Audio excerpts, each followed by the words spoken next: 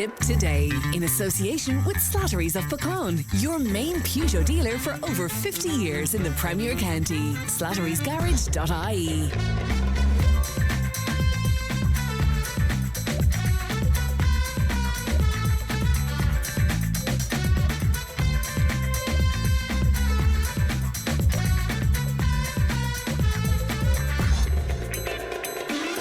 Good morning, welcome along to Tipp Today. 1800 938 007. That's our free phone number. It won't cost you if you'd like to make a call to us, and you'll be speaking to Leanne, who is producing as always.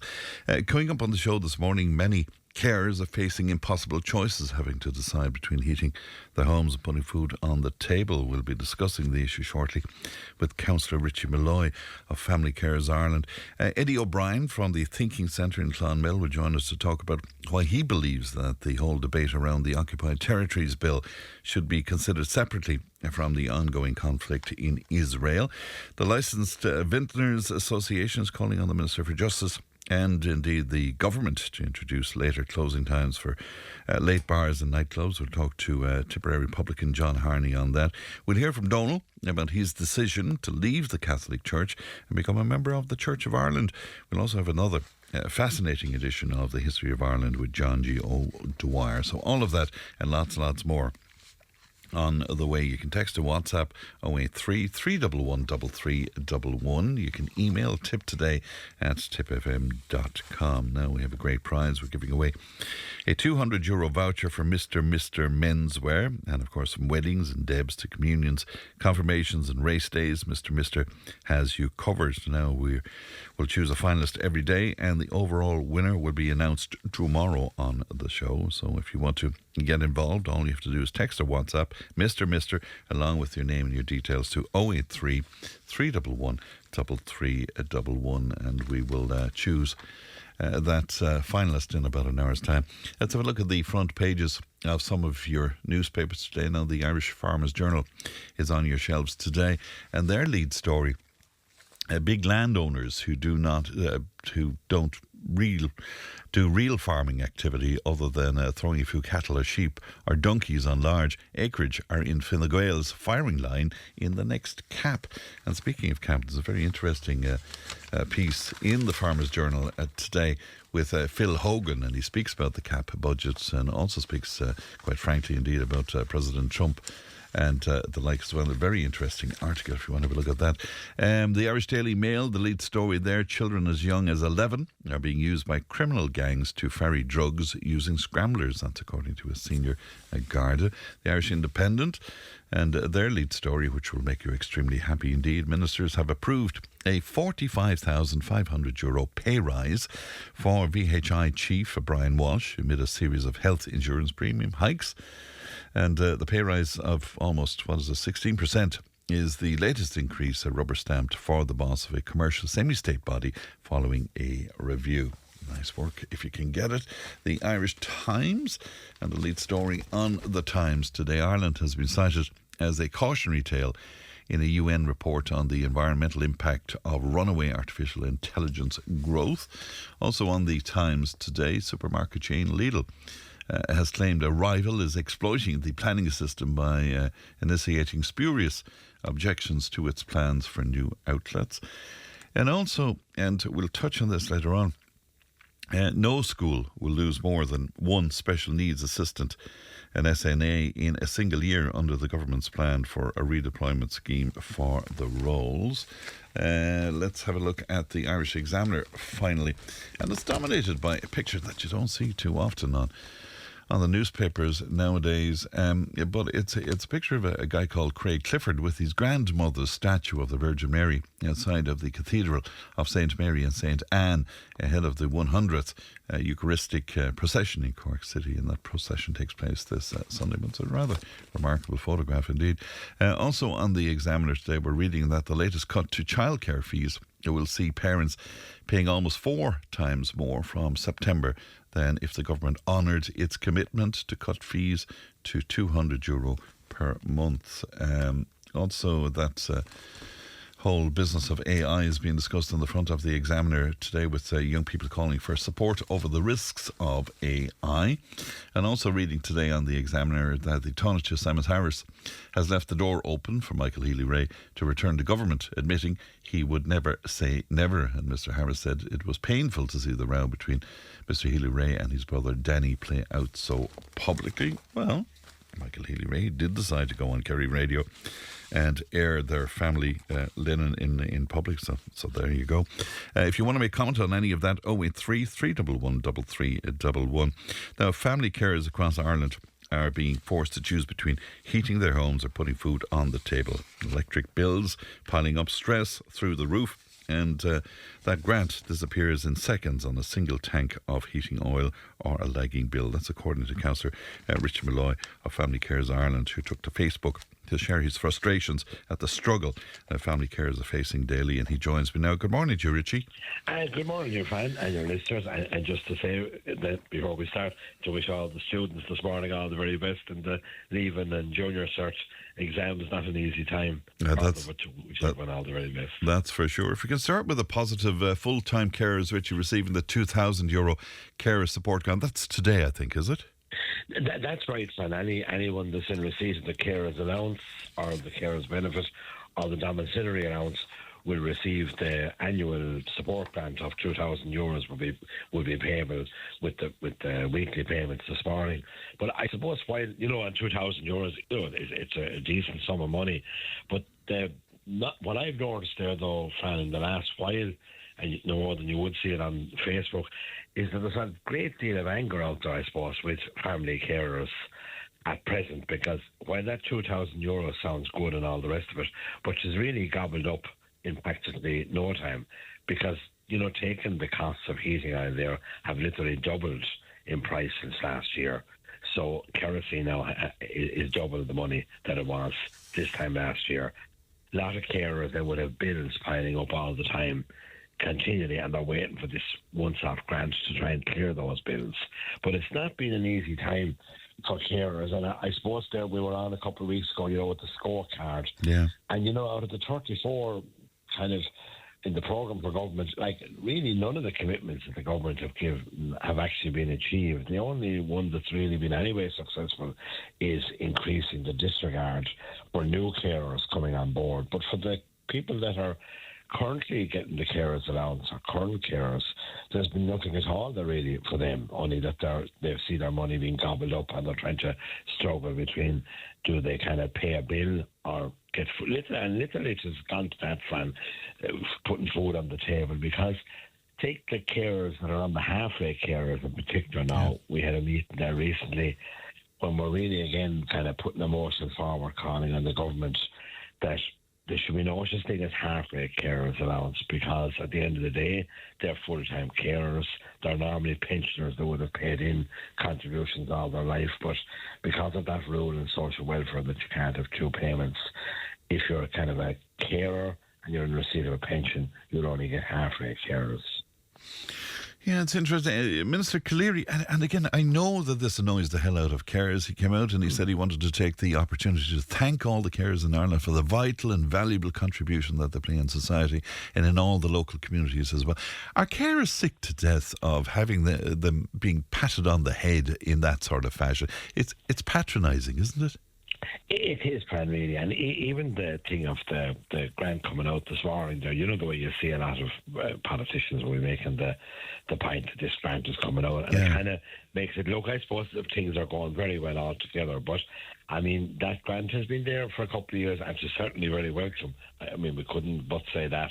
But I suppose what frustrates carers, when you see all the millions of euros that are kind of wasted, especially in the last year. I mean, take back the bike shed in Leinster House, the costs of that. There was something there spent on when you look at the figures, it's unreal. 6.5 million on an Arts Council IT system that was never used. You remember the time there they had some kind of a scanner built sat idle because they couldn't get it into the National Gallery. Lots of things like that. Yeah. And not to mention the Children's Hospital. That's the biggest one of them all. Of course, yeah. $2.5 billion and still no patients. And you had those ventilators during the pandemic, 22 million, where that is concerned, It is, and there was one other thing there of, the needs assessment thing is really ongoing all the time. In fairness to, Cllr Darby, that has really aired that one, that while you're legally entitled to the needs assessment within the 6 months, mostly you don't get it. And even when you do get the needs assessment completed, it was on prime time, I think, there last night, you can still be waiting 4 or 5 years to actually get the services. So all those things, I suppose all those things combined are very frustrating for carers out there, and we're really hoping come this particular budget, that something meaningful will be done, not the usual kind of here's €10 extra and off you go. Yeah, and again, the Minister said that as part of the budget he announced improvements to the weekly income disregard for carers allowance, which will come into effect from next month, for example, Richie. You see, the thing with that disregard, you have to welcome that the means test is going to be phased out, I would say, over the lifetime of this government. But at the end of the day, Fran, the people that are in the current carers, we'll say, when there's thousands of those, that won't do anything for them, you see. That's really all to do with bringing new people into the net. And I would still argue that while they're increasing the disregard, they're making it much harder to actually qualify for the carers allowance on the medical side. You really have to show now that you're 24/7 carer. You can often have carers that might be caring for maybe the mother living up the road, not living actually with them. Yes. Very difficult for those people to get past the medical test. So I suppose while there has been some improvements, but by and large, I would say to your friend, most carers that are contacting us here in the office are very, very frustrated. But you're saying, Richie, that the money exists, the resources exist, but the political will does not. Now, I can't understand that, but to be even cynical about it with real politic, the minister that would come out and do what's right for carers would be much applauded. So, even to be cynical about it as a politician. Absolutely fine, because like we said, that you won't meet anyone in the country that will say they'd like to see their loved one go into a nursing home at the end of the day. Yeah. And, no politician, and when you meet kind of political figures on a one-to-one basis, everybody will agree with you. We often bring carers in to meet the various politicians and so on and explain their cases. That it would make great sense, because at the end of the day, if you look at the cost of any nursing home, you're talking $1,200 to $1,500 a week. Massive money now. And sometimes you'll get that fair deal scheme approved quicker than you will get the carers allowance. And the carers allowance is only like €270 a week. It's not a huge amount of money that the state is paying. And logically or economically, there's no question that you're saving massive money by keeping the person at home for as long as possible. And that's where everybody wants to be at the end of the day. Right, and just before I let you go, then pre-budget, Richie, what are you going to specifically look for then? At the moment, we'll be once again calling on our local Oireachtas members to really push the carers agenda there this time round. We'll be launching our pre-budget submission there now in the next couple of weeks. And, in that submission again, we'll be calling again on the government to give a decent increase to the carers allowance and to do something about that half-rate carers allowance in particular, to bring that up at least to the full level. And I should say, Fran, as well, another important week next week is National Carers Week. Yes. And for carers that might be listening this morning, that if they look at the familycarers.ie website, there's an events calendar and there's lots of activities next week, and we have a big promotion, a Heart to Gold fundraiser in the little stores next Thursday, that we're selling those little carers badges. And it's a way of creating awareness and raising some money for the organisation. No problem. Well, we'll be happy to remind people about that next week as well. Good to talk to you, Richie. Thanks for your time this morning. Thank you. Good morning to you, Fran. Bye-bye. Cllr Richie Molloy speaking to us there, and Richie of Family Carers Ireland, 1800 938 007. Tipp FM's Tip Today. With Slattery's Garage, Puck On. Main Peugeot dealers in the Premier County. And now stocking the full range of the luxury French car brand DS Automobiles. Book your test drive today with Slattery's Garage, Puck On. See slatterysgarage.ie. Tipp FM's Tip Today. With Slattery's Garage, Puck On. It's time to change. Test drive the award-winning range of Peugeot hybrids and fully electric vehicles at Slattery's Garage today. See slatterysgarage.ie. Eddie O'Brien of the Thinking Centre in Clonmel recently wrote to the Taoiseach Micheál Martin and Minister Helen McEntee outlining why he believes it's important to separate the debate around the Occupied Territories Bill from the ongoing conflict in Israel. And he joins me now. Eddie, good morning to you. Oh, I see. I don't think we have Eddie there, so we'll attempt to get him back to us online there. Little gremlins. You can't beat live radio, can you? 1800 938 007. We have the lines still open on that competition for Mr. Menswear, and a great competition as well. We're giving away a €200 voucher. Tomorrow we're looking for a finalist where that is concerned today, and all you have to do is text or WhatsApp Mr. along with your name and your details to 083 311 3311. Eddie O'Brien is back with me now. Good morning to you, Eddie. Good morning, Fran. And good to talk to you today. Just to remind listeners, the Occupied Territories Bill, piece of legislation that would make it illegal for businesses in Ireland to import goods that come from territories considered occupied under international law, and of course mainly making reference there to the Israeli settlements in the occupied Palestinian territories. You agree in your letter to the government, you agree that this probably won't have any impact, Eddie, on the Israeli government and what it is that they're doing. But is it still worthwhile? Yeah, because the other thing I was primarily trying to communicate when I wrote to the Taoiseach and the Defence Minister was that that's only one aspect, one side to the story. So what I was trying to emphasise that Ireland's integrity is tremendously important. So what we do with regard to our communications with Israel is something we are not in control of, how they will respond. But we are in control of protecting our own integrity. And that's what I felt both Ellen McEntee and Micheál Martin were missing in what they were saying. That's why I wrote to them. Yeah, and you said the preservation of that is very, very important, but there will be a cost around that integrity, Eddie, and are you prepared for that to cost us? Well, for me personally, Fran, I'm in a position that I'm not vulnerable, but I am concerned for other people who would be, but the situation really is this. Is integrity at the end of the day more important? And also, you see, there's this fear that's governing the actions of governments, including our Irish government.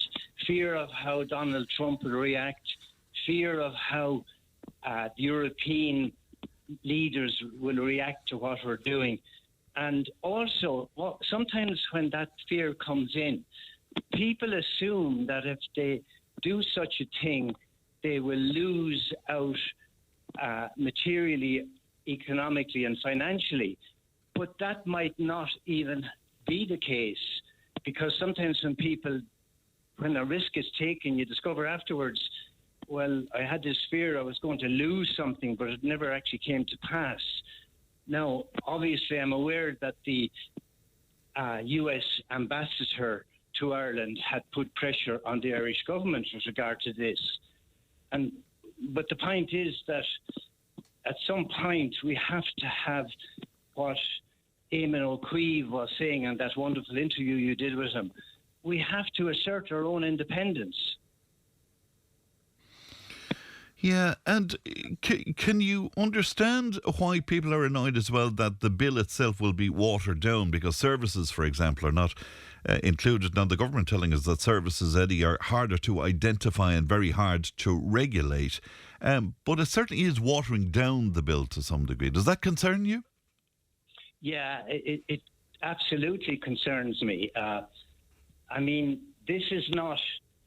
It's like somebody has already pointed out. If you're living in 1940, you don't know what's going on with regard to the way the Jews are being treated in Germany. And therefore, that's a different thing. So we didn't have live stream showing Auschwitz and how it was operating at that point in time and the genocide. However, now we do have live stream. Everybody is seeing it in real time, on our television screens. So it becomes a sort of a very more powerful need now to do the right thing. Is it worth pointing out that the Occupied Territories Bill, and certainly the discussion and debate around it, predates what's happening in Gaza at the moment? Well, it does, absolutely, in the sense that it predates it in that, most people would not have been aware of what had been going on in Israel since the inception of the state in 1948. I certainly wasn't aware until the last few years. But because of the genocide that's occurred, people then have looked back into the history of what's been taking place and then have been able to discover through the work of people like Ellen Papa and other Israeli historians what has been taking place for so long.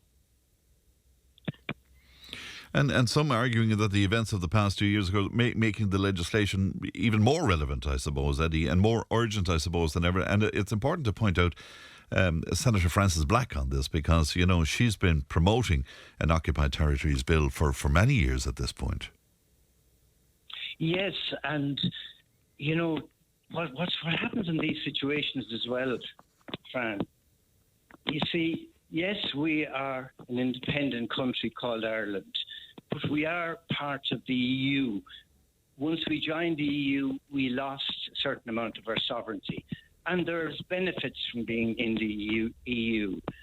But the situation is that at some point, we have to be really mindful that our government and our ministers come under the influence of these other European leaders, and obviously will they have the inner strength to be able to withstand that type of pressure and influence?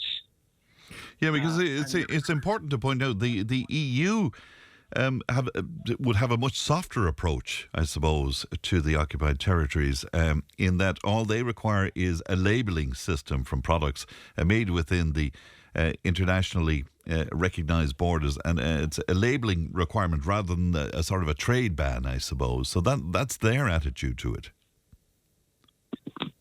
Yes, and but the reality is that, Ireland, like for example, what's happening, Fran, is this. When this whole thing started and people started to become aware of the reality of what has been taking place in Israel for a long time, but in particular since this Israeli neocon right-wing government took over, which an enormous amount of Jewish people are very unhappy about. The problem is that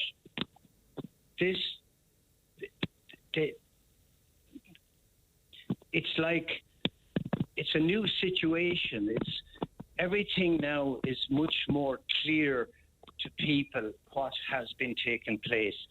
But in Europe, when this all came about, you had Ursula von der Leyen rushing off to embrace Netanyahu, saying that Europe were in support of Israel and Israel had the right to defend themselves. I think she said standing shoulder to shoulder with Israel at that time. Isn't that what she said? Yeah.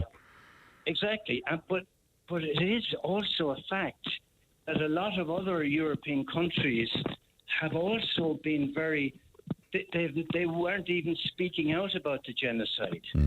Then eventually, I mean, I'm glad that the Irish government have spoken out so strongly against it, but as I mentioned in my email to the Taoiseach and the Defence Minister, action, like I mentioned actually that our magical game of hurling, the one thing you discover if you play hurling is that if there's a bully on the field, the only thing that will stop it is not words but actions.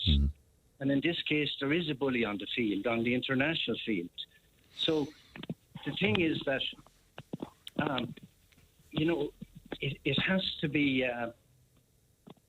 it requires action. But what's happened is, slowly but surely, governments started to wake up and have to speak out. And of course, the problem is, as I also mentioned in my communication to the Taoiseach, as Churchill said, there is such a thing as too late. So you have countries like Britain and Germany finally saying, well, this is out of order, this genocide. But guess what? And America, to some degree, saying it. But they continue, they were the ones that were supplying the weapons. The genocide is not just committed by Israel on its own, it's committed by a combination of the countries that supplied the weapons, Britain, America, Germany, and France. So the combination of those four countries are guilty of genocide or participating in it. So consequently, you have this situation still very powerfully in Europe, which is leaning the whole time towards not really wanting to deal or confront what's happening in Israel. So our Irish government will come under those influences quite strongly in their meetings with these people. My concern is, in the situation of your interview with Eamon O'Queeve, he talked about Frank Aitken. Yes. And but you see, Frank Aitken was somebody with enormous inner authority who was able to stand up to what was happening. And are we lacking that? Are we lacking that to some degree? Do you think now? Well, my concern is, Fran, comes from personal experience. I mean, I've written, for example, 3 or 4 times to Minister Jennifer Carroll McNeil, and you interviewed me on your programme there last year about this. And because she had been interviewed on Drive Time Radio, and I was shocked. It was almost like I was hearing a minister from some country that wasn't neutral, but was almost under neocon influences. And I've written 3 or 4 times to ask, was the Irish government in agreement with what she was saying? I had nothing against her. But the reality is this: I never got a reply, ever, from either the ministers or any of the politicians, because I've shared it all with them. It's interesting. And just before I let you go, because I'm running out of time, would you just address something else for me? Because you mentioned bullies there. And there's a lot of bullies around, Eddie, and some critics would contend that the legislation that we're talking about unfairly singles out one conflict, where there are other occupied territories, of course, all around the world. Yeah, and the problem with that argument, Fran, is that when people apply that argument, you see, it means then nothing ever happens. But if the Israeli situation, say, was dealt with properly in this regard, then these other issues that you're talking about might be more likely then to be dealt with. We operate step by step in the life we live in. Each step is important, and when people always bring in this argument, and, well, we're not dealing with it elsewhere. It's like if you were running a company and the person says to you, but I see this problem you're bringing in now, but what about all these other problems?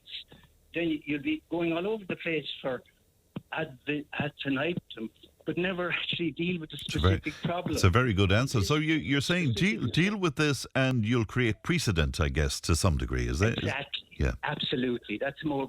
Thank you for articulating what I was trying to say in a very long-winded way. Not at all. Eddie, it's always a pleasure to talk to you, and thank you so much for your time today. Thank you. Good morning to you, Eddie. Thank you. Bye-bye. Bye-bye now. That's Eddie O'Brien of the Thinking Centre in Clonmel. 1800 938 007. Back in just a moment. Tipp FM's Tipp Today. With Slattery's Garage, puck on. It's time to change. Test drive the award-winning range of Peugeot hybrids and fully electric vehicles at Slattery's Garage today. See slatterysgarage.ie. If it matters to you, it matters to us. Call Tipp today on 1800 938 007. The Licensed Vintners Association are calling on the Minister for Justice and the government to bring in later closing times for late bars and nightclubs, and have titled the government's view on the issue as stuck in the last century. Well, publican John Harney is a frequent contributor to the show and the proprietor of the lovely Final Furlong in Cllr, and he joins me now. Good morning to you, John. Morning, Fran. Is this really all about the cities, John? Has this any relevance to publicans like yourself? I don't think so. The LVA, the Licensed Vintners Association, is Dublin based and would mainly represent the trade there. So it's they're pushing for it. I've been at Vintners Federation meetings locally, and I've never heard a publican saying that he wants to stay open till 12:30 on a Monday, Tuesday, Wednesday and Thursday, because the business isn't there. That type of business isn't there. And are you surprised to hear that 3 out of every 4 people who socialise in Dublin would like to see these later opening times? And they're talking about like right through the night, in fact, until about 4:30 in the morning. Yeah. What amazed me was they said that 2 out of every 3 of 55-year-olds or over were for it. Now, most of the lads here that are over 55, it's 2 o'clock in the morning, they'd be asleep on the counter and wouldn't be from drink. I'd be asleep myself, John, yeah. Yeah, I think it depends on what way the question was put. Yeah. And some of those polls, I'm not so sure of. If you said to him, as a 55 plus, would you be in a nightclub at 4 o'clock in the morning? The answer, I would assume, would be no for the majority of people.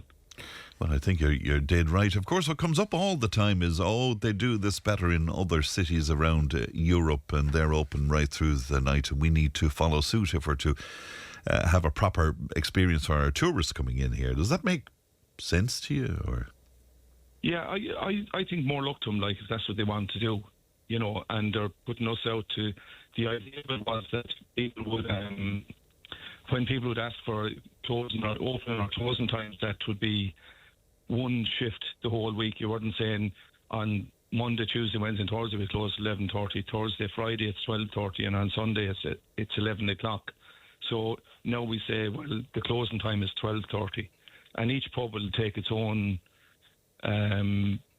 choice on that from a marketing point of view. We brought in 11 o'clock closing time probably a year and a half ago, Monday to Thursday, and it didn't work for us. It didn't work? The idea was that if we could cut the half an hour out till 11:30, staff would get home earlier, you'd have a 2-hour cost-cutting side to it. But then a crowd would arrive in, we'll say, on a Thursday night, and in their heads 11:30 was the closing time. And from our point of view on the till, we were staying open till 11:30. And then the lad who was put out on the Wednesday night at 11 o'clock said, well, you stayed open Thursday night for Mickey Murphy, and you threw me out at 11 o'clock on Wednesday night. Yeah. So it just got complicated. So I think what pubs will do is they'll just say, these are the hours, we're sticking to the old times, and that's the way they'll work it. Yeah, and it doesn't affect you in Clerihan, but in the towns, John, I can't get over. There's so few nightclubs now in any rural town, and I noticed driving back from gigs, once it gets to 1 o'clock in the morning, towns are empty. Yeah, well, there's safety issues as well, being isolated in the town or a city or whatever.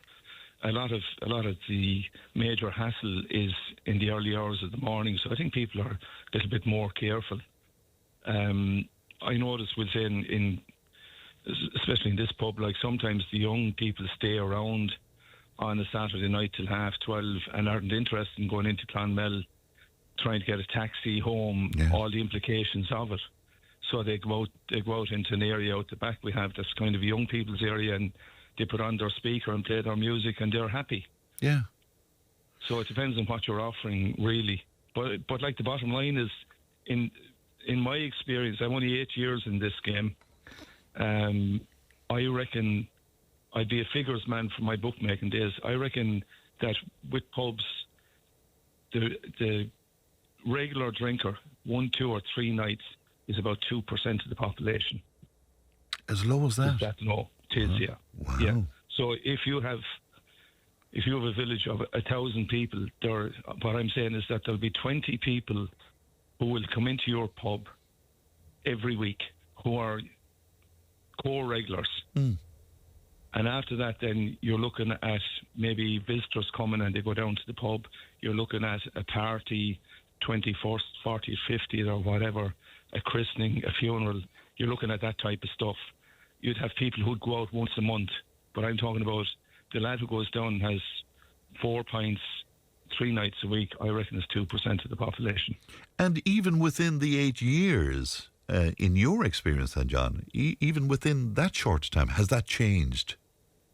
Yeah, no, what has definitely changed is the Sunday night and the morning drinking, or the morning bag, is a huge, huge thing, has had a massive impact on the hours that people go socialising. Before COVID on a Sunday night here, we'd all sit down and play a few tunes and have a sing-song. You know, the old style fireside sing-song where you'd call up people and they'd do their party piece. Yeah. That is completely gone. At 10 o'clock on a Sunday night, I mightn't have 4 people in the pub. And we've a busy pub. You know, thanks to God, we're doing really well. But that's gone. Isn't it interesting? And what I notice, I mean, I don't go to pubs all that often, but what I notice is that even on a Saturday night, where in previous years you'd be begging people at closing time to go home or to whatever, that's not there anymore, John. You know, people are voluntarily, they're finished. Well, they're gone. Transport is a problem because everybody can't get the taxi at 1:15 in the morning on a Saturday night, Sunday morning. Yeah. So they have to take the slots they're given. And we'll say we have Mad Patsy playing now on Saturday night here, and he'll be playing from 9:30 to 11:30, because once you hit 12 o'clock, there's a drift starts because the taxis will collect him and they won't wait for him, so they have to go. It's interesting how it all has changed, isn't it? Yeah. When I was young, my Uncle Jim, the home place of the Harneys would be Dunhill in County Waterford, and he had a pub, and from the age of probably 10 to 17 I went down there every spare minute I could, summer, Christmas and all that. And in those days there was a 2 to 4 closing on a Sunday to make sure the men would go home for their dinner. Yeah. And then the closing time on a Sunday night was 10 o'clock. And I wouldn't be in favour of the 2 to 4 closing now, but the 10 o'clock closing on a Sunday would probably suit the businesses better now. Is that from a staffing point of view as well, John?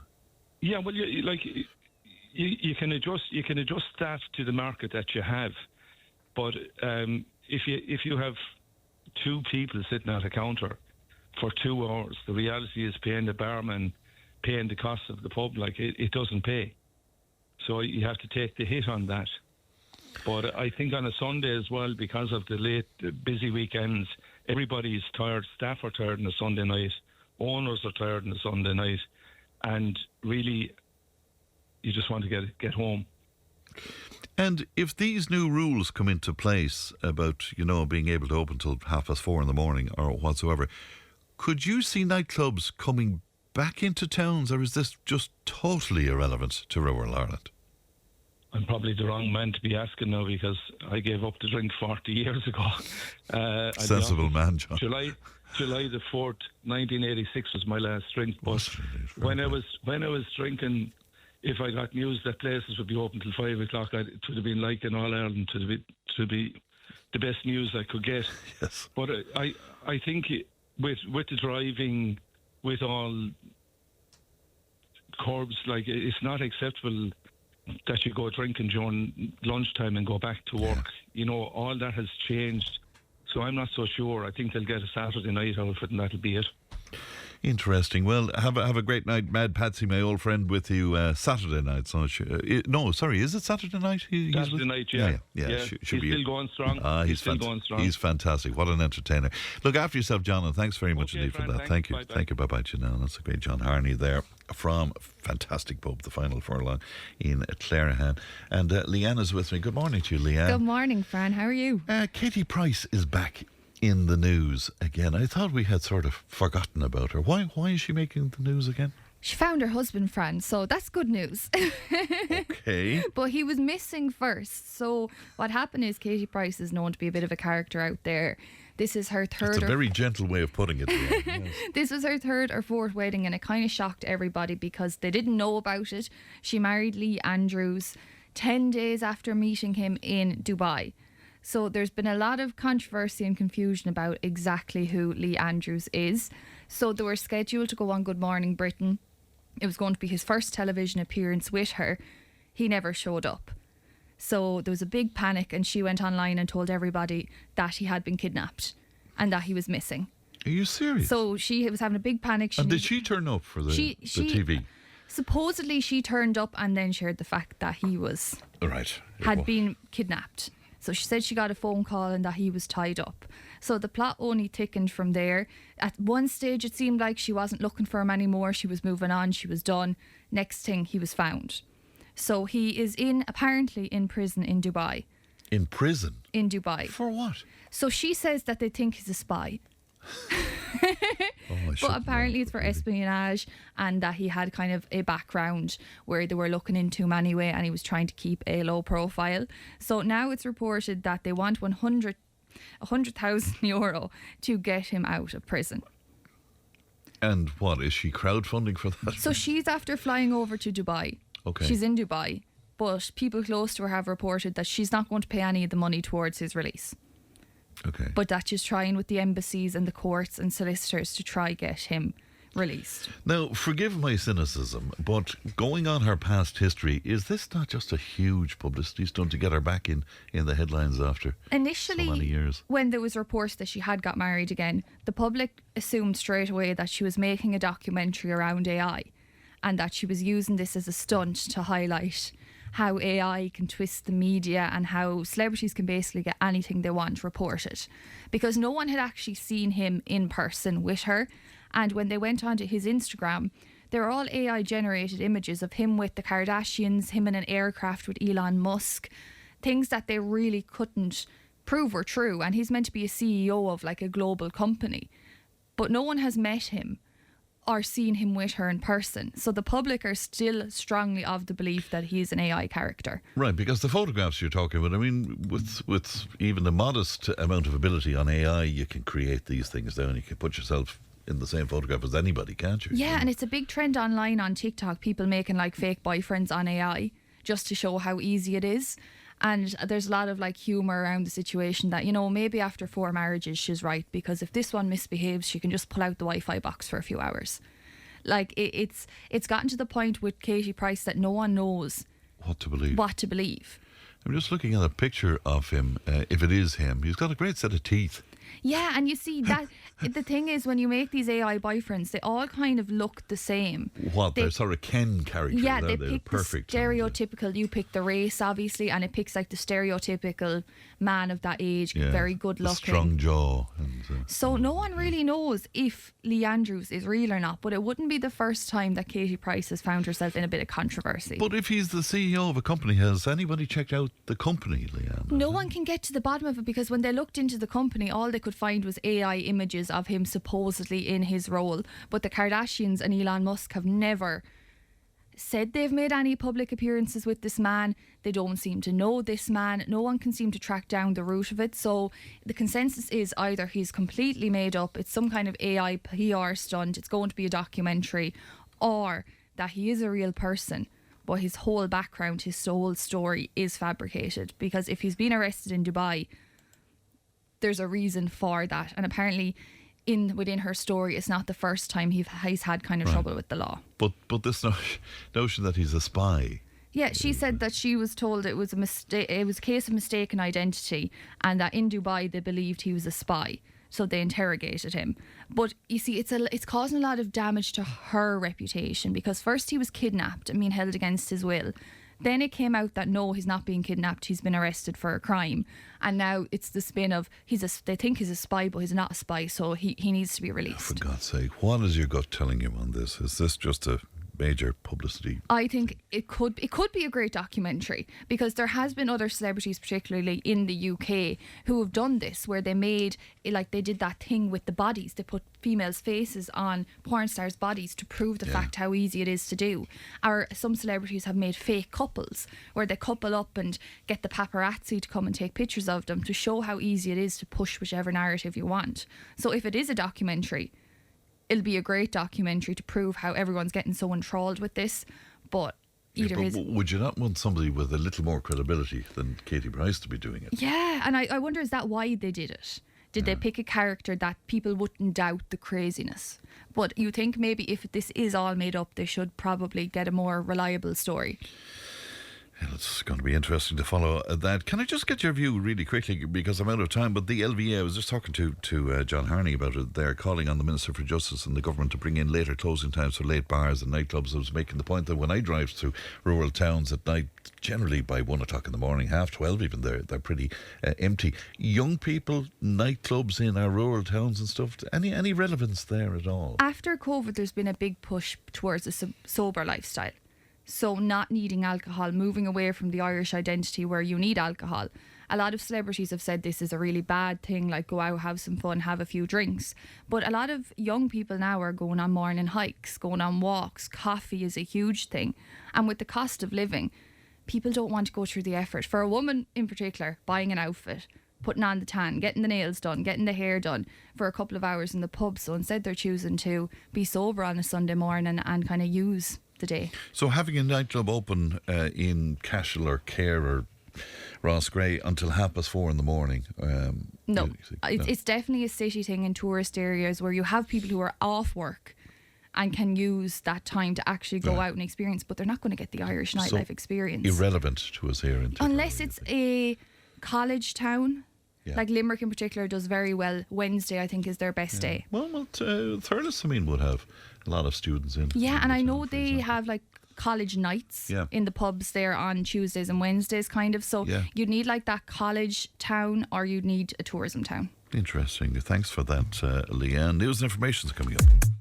Tipp FM's Tipp Today. With Slattery's Garage, Puck On. Main Peugeot dealers in the Premier County. And now stocking the full range of the luxury French car brand DS Automobiles. Book your test drive today with Slattery's Garage, Puck On. See slatterysgarage.ie. Tipp FM's Tipp Today. With Slattery's Garage, Puck On. Over half a century driving the people of Tipperary and surrounding areas with quality, reliable and economical vehicles, new and used. Call the sales team today to discuss your next car or van on 067 24111. Thanks, Pat. Welcome back to Tipp Today. Now, the finalist in our Mr. competition for today is Nathan Pollard from Dundrum. Well done to you, Nathan. You're into that big draw tomorrow for the €200 voucher for Mr. Menswear. And, of course, from weddings and debs to communions and confirmations and race days, Mr. has you covered. And they have outlets in Cllr and Cashel. We'll give you another opportunity to become a final finalist tomorrow. And then, of course, we will have the draw for the €200 voucher. Mike was on to us and he says, in our 60s, we ate out 3 odd times a week, but we've concluded that teas and coffees is the new social life to even a lot of younger people. The 119 in Templemore is very busy on Sunday mornings, to name but a few, whereas if you have a drink, you're confined straight away. I hope you get my point, says Mike to us. We do indeed, Mike, and thank you for that. And you describe yourself as being in the autumn of your life. So you're only in your 60s, for God's sake. So you're only a young lad, Mike. 083 311 3311. Now, at the beginning of the show, Councillor Richie Molloy voiced his frustration over the challenges facing family carers in Ireland, many of whom continue to struggle with inadequate support and growing demands. Now, Michael Parr has experienced these troubles and struggles firsthand, indeed, with his late son, Alex, who sadly passed away last year, and Alex had profound special needs. Michael is with me now. Good morning, Michael. Good morning, friend. How are you? I'm well, Michael, and good to talk to you again. You're a little bit annoyed, Michael. Is it that politicians are taking credit for the €2,000 care support grant payment, which is happening today, I think? Does that annoy you? It does, friend. I've never seen a payment so much being advertised between councillors, senators, TDs, mainstream media. Like, what other payment would they come out like that and advertise it? Hmm. Like, why, Michael? Like they're looking for praise. Yeah. Yeah. Yeah. Do you think that they're all trying to take credit for this in some ways? All trying to take credit, yeah, and trying to build confidence again back in the government. Yeah. And you know, for people who are not carers and might see you receiving a €2,000 award today, they say, but sure, isn't that grand? Isn't that great? What would you say to them, Michael? A lot of carers won't see a cent of this. It'll be all used on care maintenance, electricity bills, home heating oil, all bills that built up over the last year, like that carers couldn't cover with the few pounds to get weekly. What was the intention of it? Was it to get a little bit of respite or something, or maybe have yeah? Well, was that the initial intention? But you're saying it's not spent on that. Yeah, and that's how it's worded to a respite grant. Like if you're caring 24/7 for an adult or a child, 2,000 wouldn't cover 3 nights care. Yeah, so it's practically. I mean, people won't sneeze at it, but it's practically useless, is it? It's useless. Yeah. Because I know a lot of families that even use this to pay for different therapies for children.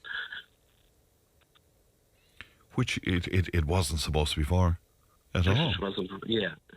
That's it, friend, yeah. And the whole business of the waste of money that you see going on in other areas of governance, then, and does that really annoy you too? It does. Between bike sheds and printers and extra money for TDs and pay rises and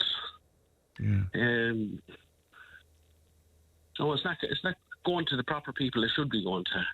Like, you have carers struggling up and down the country every year, and you don't see these getting the money, like. Because, I mean, you were telling us, obviously, 14 years of love and joy with your late son, Alex, but 14 years of battles for the most basic of stuff and for, you know, just for help and support, I suppose, Michael. That's it, friend. And then you see so much waste in government as well, like, and no accountability. You know, billions been wasted on the children's hospital. And that never happens, like. Look, they're all shouting about it, but nothing, you know, same thing is done a few weeks later. There's no accountability at all. And I see that Minister Cllr, Minister, of course, of Social Protection, he came out then afterwards and he said, I want to take this opportunity to thank all the carers in Ireland for their vital and their valuable contribution you play in society and in all of the local communities. In other words, all that patting on the head again. And I found over the time, speaking to carers, that annoys them more than anything else. It does, yeah. Especially when they're struggling, like, and, you know, it's great to say all these things, but they need proper help, a proper living wage. Like, carers are only getting €1.20 an hour. Like, to struggle from week to week to try and live, penny pinching. Either put fuel in the car or oil in the tank, pay electricity bills. Like, the payment they get don't go far enough. Yeah, because you said, Michael, we don't want to be called heroes. We want to be treated with respect. And you said you want to make sure that other families are not made to feel like beggars in their own country. That's very strong. And that's how a lot of carers feel at the minute, like. You know, there's no proper representation at all. There's no one there to properly speak out for them. Like, I know you have family carers, but I don't think they go far enough. Do you not think so? No. I think when they're receiving government funding, I think to stop at a point.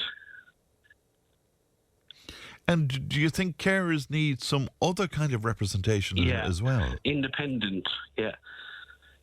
No, not receiving government funding or CEOs being paid $130,000 a year. I think, Joe, that's very interesting. And would that be the general thinking among carers, do you think, Michael? It would, yes. At the minute, a lot of carers are feel let down by Family Carers Ireland at the minute. Wow. Even though I'm sure you'd agree that some of what they do is very good work and very... Yes, 100%, yeah, some of it. But I don't think they get to a point and they just accept what government are given. I think they need to go further than that. And of course, where carers are concerned, I mean, it's very hard for a carer to become a representative in some way because you're too busy caring, you know? That's it, yeah. And I think the government know that as well, like, you know, they're too busy caring to go out and protest. Like, you see what happened with the fuel protest when they all got together. The government listened, but and they carers reacted. can't do that. Yeah, and they reacted, yeah. But I think carers have no proper advice to bring their problems to government. That's very interesting, Michael. And yourself and your wife Maggie, you're both so eloquent, and you know you're both so passionate. I mean, could you be the representation at this point? Do you think? I'd like to think so, Fran, but I don't know. Like, we've met with TDs, we've met with the CEO of Family Carers Ireland, and we asked them to organise meetings with the relevant TDs and senators. But that never happens. Like, to say they will to get back to us, like, nothing ever happens. Like, it's only all talk. I don't think they want people with the strong voice going to government. But I mean, I think it would be extremely powerful if you did. I mean, you see the way Cara Darmody is. Whatever she says now is making headlines because she has built this persona for herself. Well, herself and her family have done amazing work as well. Is that what's needed? It needs to be making headlines. It does, yeah. To get government reaction, needs to be making headlines, and you know, a lot more carers and that need to speak out as well. Like it's very hard to come on radio and tell your problems and tell them what's going on. You know, nobody likes to know they're just struggling, like. Yeah, that's and still, if you don't do that, people. You see, I think until somebody becomes a carer, they're not fully aware of how profound it is, Michael. How difficult it is. 100%. Yeah, it's only when they're in their shoes and see it from. Yeah, but I mean, overnight you can become a carer. That's it. Yeah, that's what a lot of people forget as well. Like. Yeah. And then the carers are saving the government 20 billion a year, like. Yeah. And then they were great to advertise how much they were giving out in this carers grant. So I think it was 4 times as much the carers are saving than they're giving out. They're advertising this 337 million they're giving out in carers grant. Yeah. But as you say, look at what's being saved by carers. That's it, yeah. I think it works out at 20 or 30 billion a year carers are saving. Yeah. And the carers grant is, when you break it down, I think it's only €30 a week for the year. So it's very little, like. Yeah, it's so. What do you think? I don't want to put you on the spot, but do you think yourself and Maggie? Do you think you might become the voice of carers and caring in the country? Do you think, Michael? I don't know, friend, but I give it a damn good go if we could, like, you know. Yeah. And you think that as opposed to NGOs representing you, that you'd prefer to represent yourselves, I suppose. Really? That's it, yeah. I think, you know, when these organisations start receiving government funding, I think, you know, it kind of cuts them a bit. Like, they'll go so far, we got a little bit, that's good enough, but they won't push it. What family carers really need. Yeah, no, I have to say about Family Carers Ireland, and my only conduit to them is through Richie Molloy, but it appears that they're working on behalf of carers all of the time. And I suppose diplomacy has to play some bit of a part in this to get stuff done. Or do you agree? Do you disagree with me on that? Like? Well, friend, we went to a few family care meetings, and you bring up the point, you can't say this and you can't say that, Yeah. So they kind of shut you down. What? That it wouldn't be diplomatic enough, is that? It wouldn't be diplomatic enough, yeah. Like, we met with the CEO, we told her, could she organise a meeting with the relative ministers? So she said she would. That's over 7 months ago now, and not a word back, So that hasn't happened. And it's interesting, no. since Alex passed away, Michael, have you a slightly even different perspective on it now when you're sort of looking we can see it more, friend, Yeah. We see it, we're part of all different groups and they're all saying the same thing, like families receiving carers allowance, it's so hard for them, penny pinching from week to week. So will I pay this bill? Will I put it off till next week? Will I have enough to get food? Will I have enough to get heating? So there's very little help there, and then so hard to get any extra help, when you go looking for it. Yeah. And as you put it yourself, that you feel like you're begging. That's it, yeah, 100%, yeah. Even though you're more than entitled to support, Yeah. And you shouldn't have to go fighting for this support, it just should be there, automatically, yeah. Automatically, yeah. Because the language from every carer that I've ever spoken to is always the same. They talk about the battle. That's how they describe it all the time. And that's what it feels like. You're trying to deal with so much caring for a person, and then you have this on top of it, it's just constant, Yeah. And when you look back over all the years of caring for Alex and fighting this battle as well, does it make you bitter, Michael, over that? Some bits of it, all right. You wasted so much time arguing and fighting for things that you could have spent more time with the person you're caring for, Yeah. Well, it's most interesting, Michael, and it's a most interesting conversation today, and I'm sure it's going to gather an awful lot of attention out there. It's good to talk to you as always. My best to Maggie and your family. Thanks, Michael. Thanks very much, friends. Thanks for giving us time. Thank you. You're welcome anytime. Thank you. And that's Michael Power speaking to us there. How do you feel about that? 1800 938 007. The text and WhatsApp 083 311 3311. Tipp FM's Tipp Today. With Slattery's Garage, puck on. It's time to change. Test drive the award-winning range of Peugeot hybrids and fully electric vehicles at Slattery's Garage today. See slatterysgarage.ie.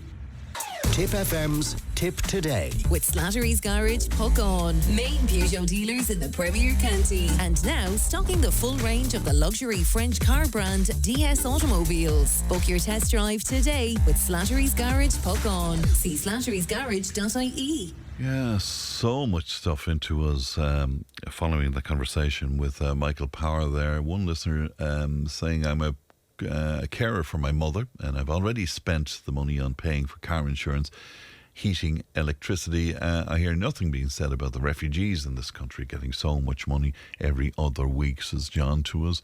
Totally agree with Michael. This grant is only a gesture from the government to make them look good. It's the weekly amount that is measly, and all carers are out there struggling. Listen around to say, Fran, I looked after my father for several years, drove down after work and back following morning to work 3 days a week till he died. No allowances or acknowledgements. Did it because I just did it. Would have loved a tax-free carers allowance like now. And yes, carers do a lot for very little, perhaps too much, but money shouldn't be the only reason. Care recipients often get other allowances themselves. The government I dislike, but they can only do so much, says the listener on 083 311 3311.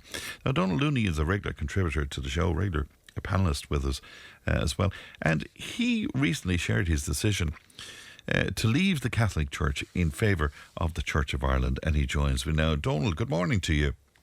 Good morning, friend. How are you? I'm well and great to talk to you, Donal. When I heard about this, I'm absolutely intrigued, Donal. Will you tell me about that decision? You were obviously brought up a Catholic, Well, Donal. I was born baptised a Catholic, and I'm still a member of the Catholic family, like, you know.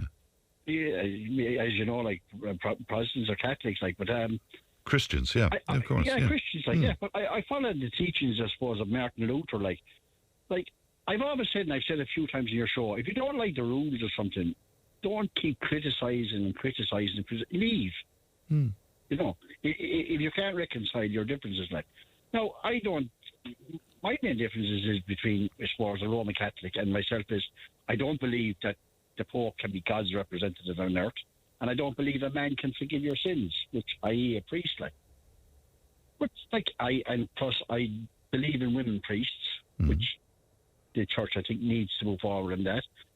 But that's about it. Like, I still believe in Jesus, and I've only come back to Jesus, I suppose, in the last 5 years myself, and it's brought me so much peace and happiness in my life. And, you know, but as I said, I have many, many Roman Catholic friends, and best to look to them. Like, you had a lovely man on there yesterday morning talking about the Corpus Christi, and it brought back fond memories of me. Yes, Father Nicholas Grace. Of the boys and girls the week after the communion, they get the chance to dress up again, and you go out. And I remember I just joined the FCA, and the FCA was the guard of honour for the Corpus Christi. And it was wonderful. Right, yeah. But I think the Catholic Church, the Roman Catholic Church, it feels ashamed of itself, I think, as well today. That's interesting. Is that because of all the abuse scandals? Of all the abuse, and the surrender then, the surrender to that, and the surrender to some people in the far left and things like this. And they shouldn't have. There was another lovely priest on there with you some time ago said that the church needs to just walk away now. Brendan Kilcoyne, Father Brendan Kilcoyne.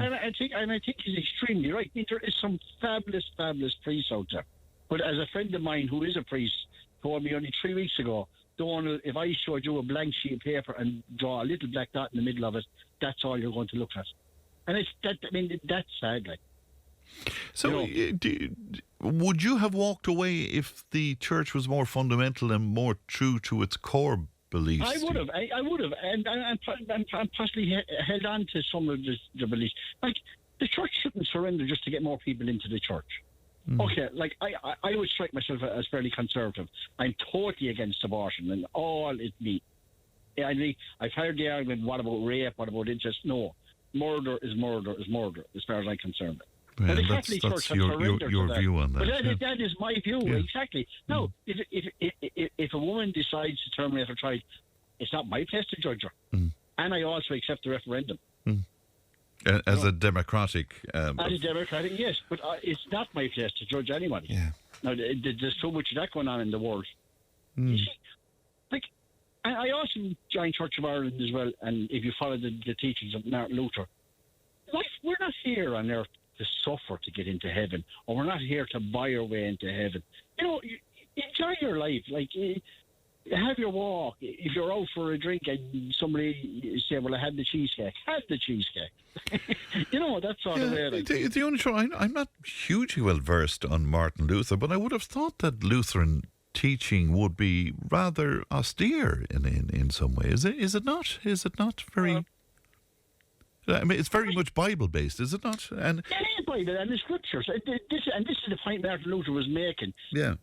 Back in the day, now I know that the Roman Catholic Church was a lot more strict then, but it was going on where you could buy your way into heaven. It was going on in this country where your name would be read out and how much you gave. That's right. I remember that. Yeah. And it's all about penance, and you must suffer, and you must suffer. No, you don't. Right, but is there not an element of that to Church of Ireland as well?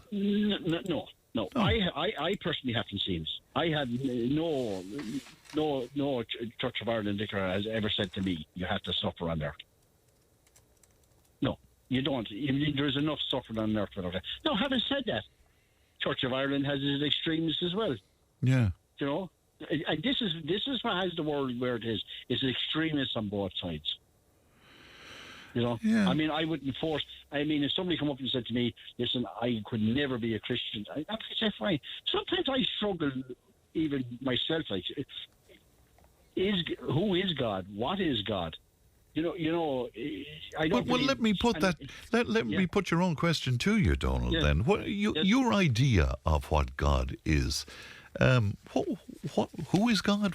What is God? I first of all, I believe that something created this, because if you look at the moon, you look at the sun, you look at the way the earth is, the way it's tilted, all things, it had to be created, and that's the facts I look at. Well, science will tell you this emerged from the Big Bang, yes, which created the universes and the Well, I'll answer that question. That's a theory from science. Now, I can't prove to you that God exists, but you can't prove to me that God doesn't exist. And science are on the same level with that as well. Many scientists disagree. Many scientists totally agree with God. But Jesus definitely existed. It's fact. The man Jesus existed.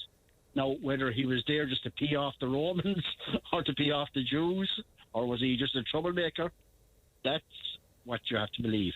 But sometimes I don't know if God was a Jew, a Muslim, a Catholic. I certainly don't believe if you're a Muslim or you believe in Muhammad, peace be upon him, you're not going to go to heaven. I don't believe that for a second.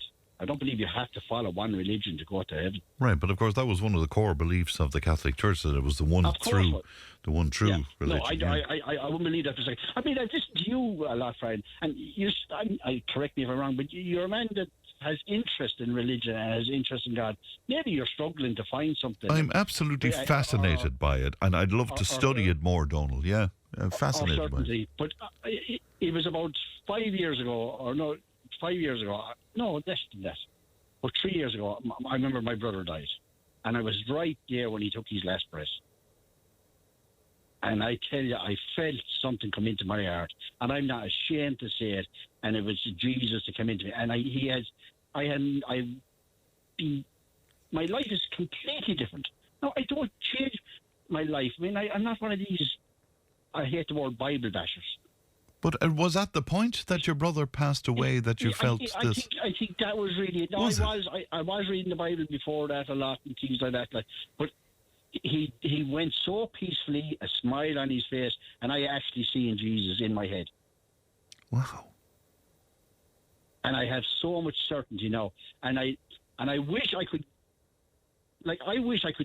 all your listeners this morning listening, I wish I could do something that they would get the exact same thing now. Because the amount of happiness it's brought me more happiness than anything else. Isn't that incredible? And just other one thing, like people always say, how certain are you in Jesus? Like, how certain are you that your wife loves you?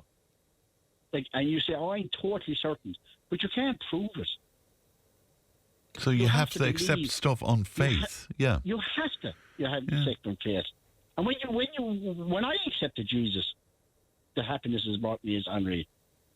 And do I get the point that it doesn't matter whether you accepted that Jesus under the guise of the Catholic Church or the Church of Ireland or whoever? It doesn't, as I said, it doesn't. Interesting. I truly believe it doesn't matter whether you're a Church of Ireland Catholic or Muslim or Buddhist. I don't think it matters. But just live a happy life. Just live a happy life. Smile at people. 99% of people will smile back at you when you smile to them. They can't help themselves. And Donal, were you a completely different person before this? I was. Were you? And as I said, I served a soldier. I had a lot of issues in my head. I brought stuff back from the Lebanon that I shouldn't have brought back. I brought back to Lebanon. And now I've learned to live with it.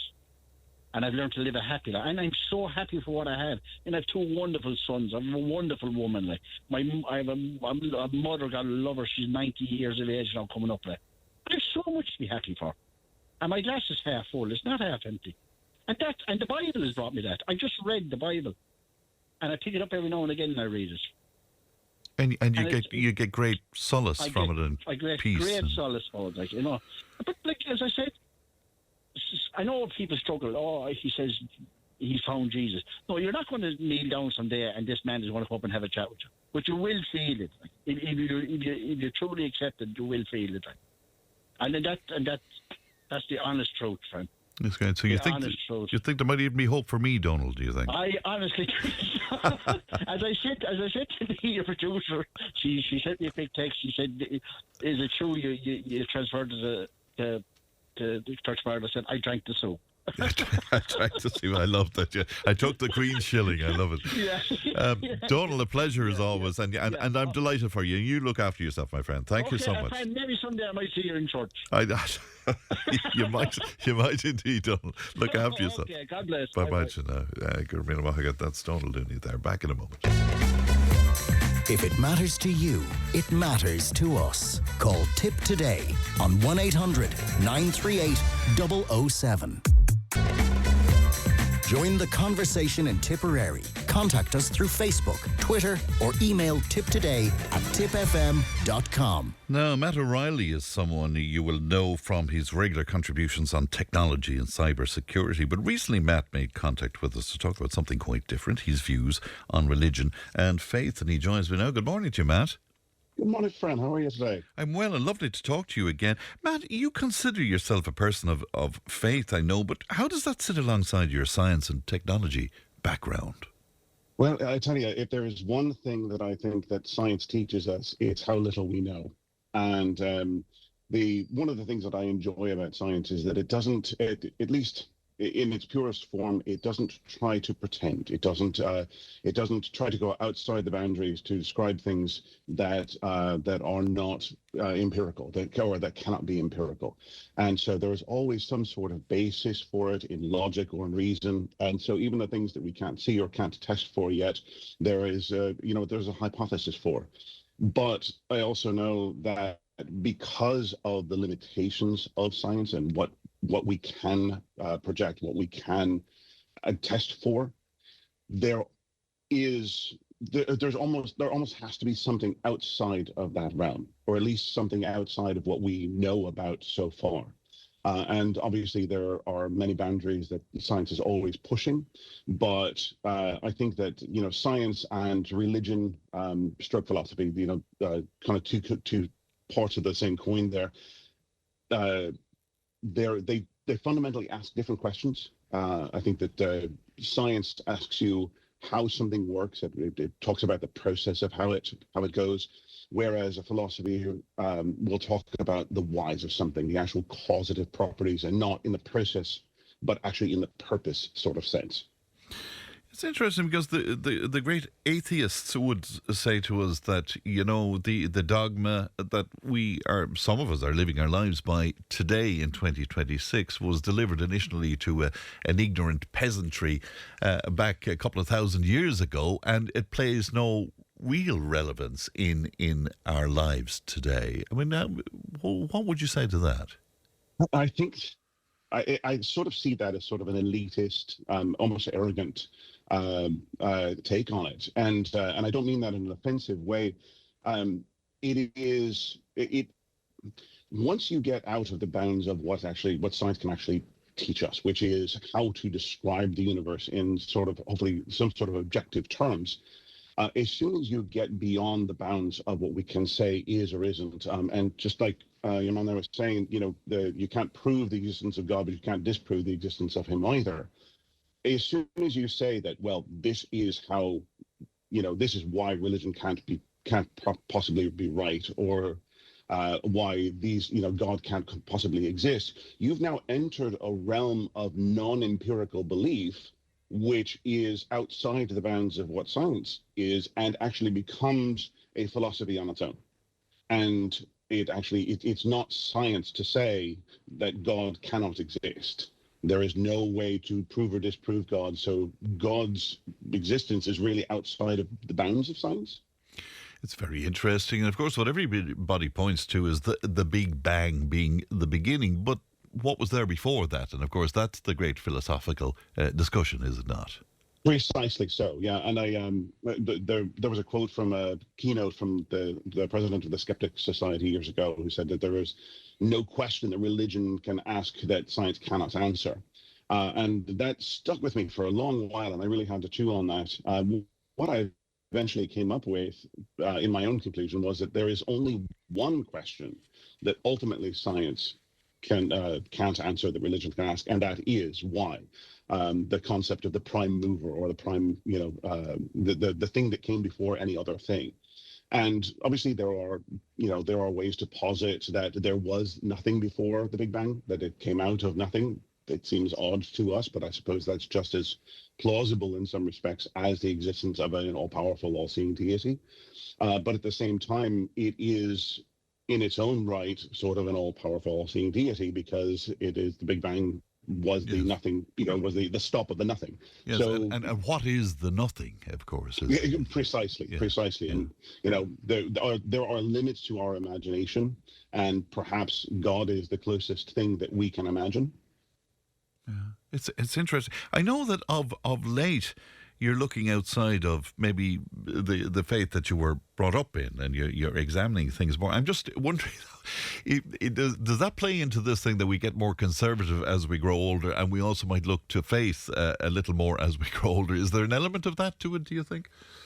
For my own personal experience, what I've discovered, so I spent the month of January visiting some friends in Armagh, and had some, what I can only describe as, I don't want to call them religious experience, I would call them spiritual experiences.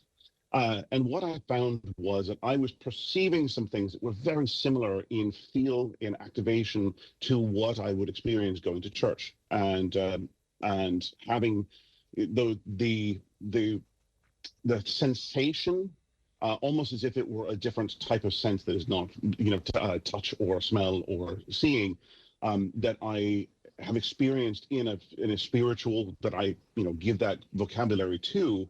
I was feeling it in a way that was activating that sort of sense, but in a different flavor, if you will. Yes. So it wasn't what I was accustomed to experience, but it was in that same vein. And what it made me realize is that there's more to the spirituality than what I was attuned to, being brought up Catholic. And so now I am learning a new vocabulary to try to describe the sensations that I'm feeling that are so similar, but also, like I said, a sort of a different flavor. It's very interesting. And growing up a Catholic, how did you feel about that? And did you do your church duties, and did you attend regularly Mass? And if you did, what did you get from that? I did. I was an altar boy. I used to sing. I grew up singing in the choir. Still love singing. I actually kind of miss that aspect of it to a degree. I had the distinct pleasure of being raised by two educated spiritual Catholics, and so I think I managed to avoid a lot of the trauma that a lot of people of my generation grew up with. We had friends who were priests, and a lot of the unfortunate scandals and cover-ups and everything that's going on, with the children's homes and all that. I was spared most of that. All of that was a step-hill Catholic experience that I did not have the misfortune of experiencing firsthand.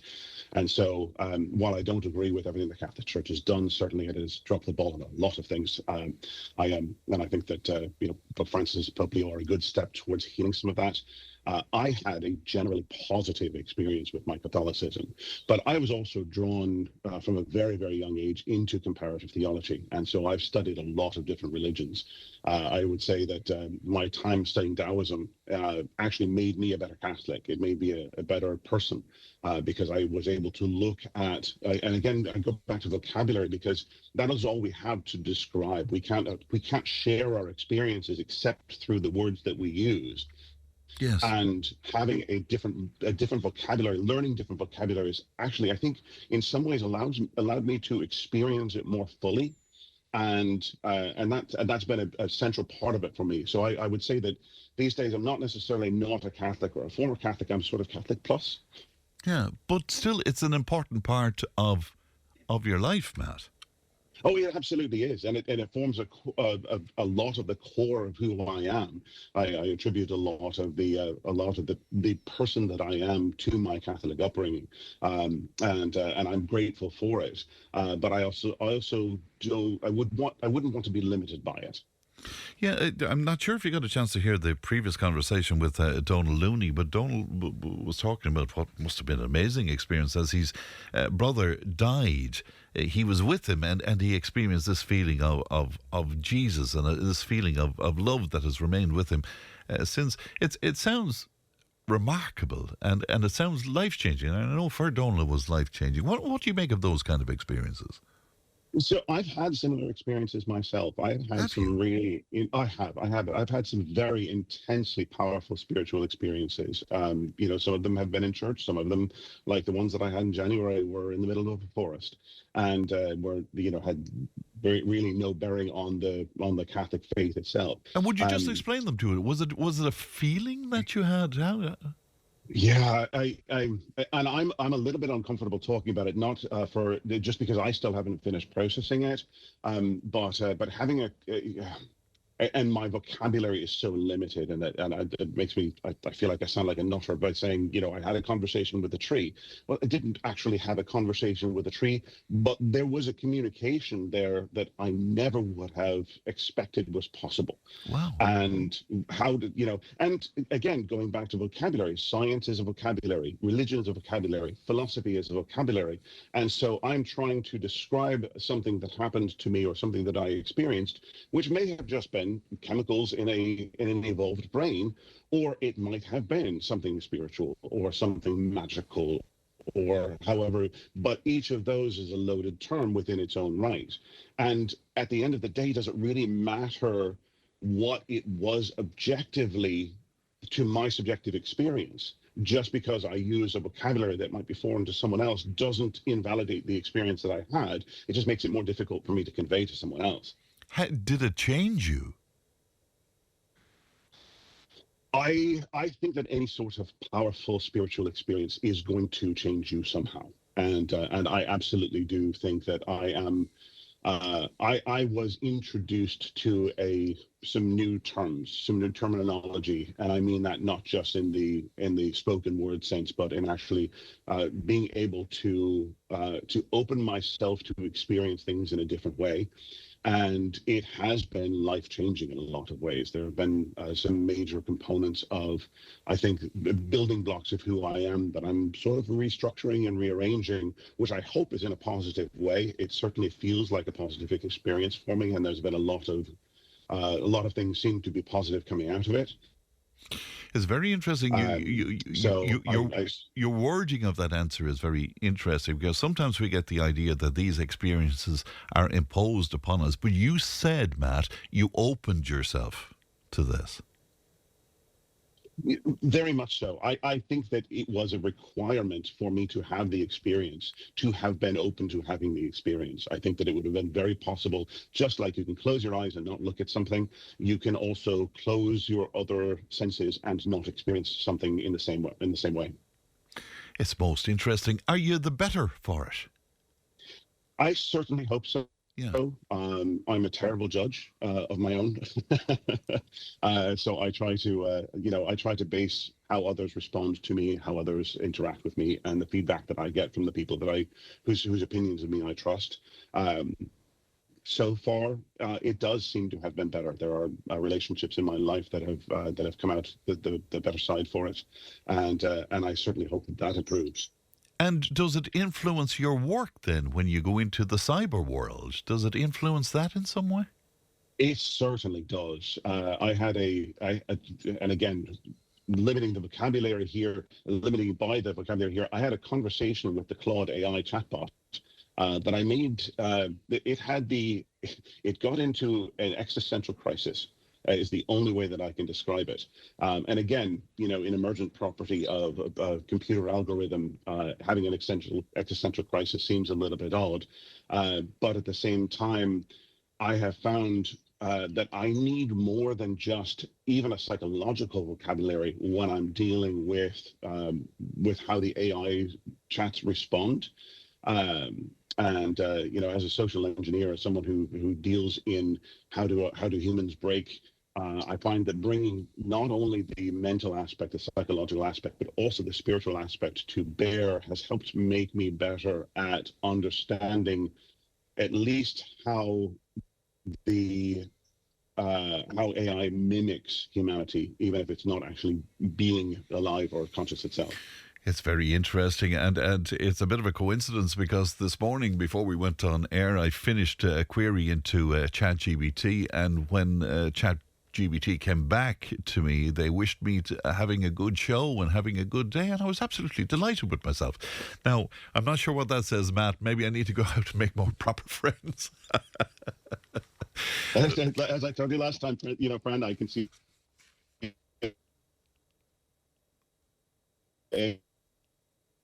Oh, there you go. We seem to have lost.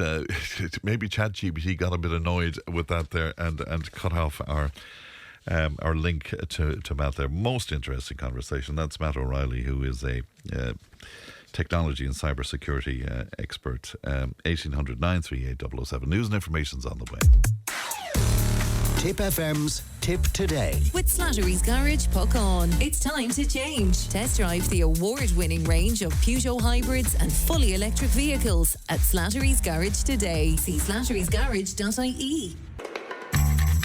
Tipp FM's Tip Today. With Slattery's Garage, puck on. Over half a century driving the people of Tipperary and surrounding areas with quality, reliable and economical vehicles, new and used. Call the sales team today to discuss your next car or van on 067 24 111. Thanks, Pat, and welcome back to the final hour of Tip today. Paul McCarthy, a good friend Paul McCarthy, was on to Leanne, and Paul said, ask Fran this: if God did not exist as believed now, will there be any need or motive to invent a deity? Do you know, it's a very interesting question. I'd have to say to you, for many people, I think there would, Paul. The reason being that I think many of us have to believe that there's something more than our experience on this mortal coil, and that there's something else out there when we die. I think we have to believe that. Many of us have to believe that, just to put one foot past the other, I suppose, on a daily basis. So, yes, I think would be my answer to you, Paul, but thanks very much indeed for the question. I'd love to know your own view on that, by the way. Somebody else saying, 2 of my brothers passed in less than 2 years of each other.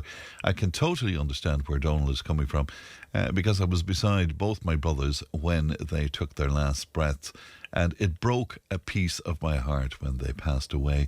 I now look at life in a different way, as nobody is promised a tomorrow. There's a very interesting and eloquent message from one of our listeners on 083 311 3311. Molly was on to say she wonders if you remember women being churched.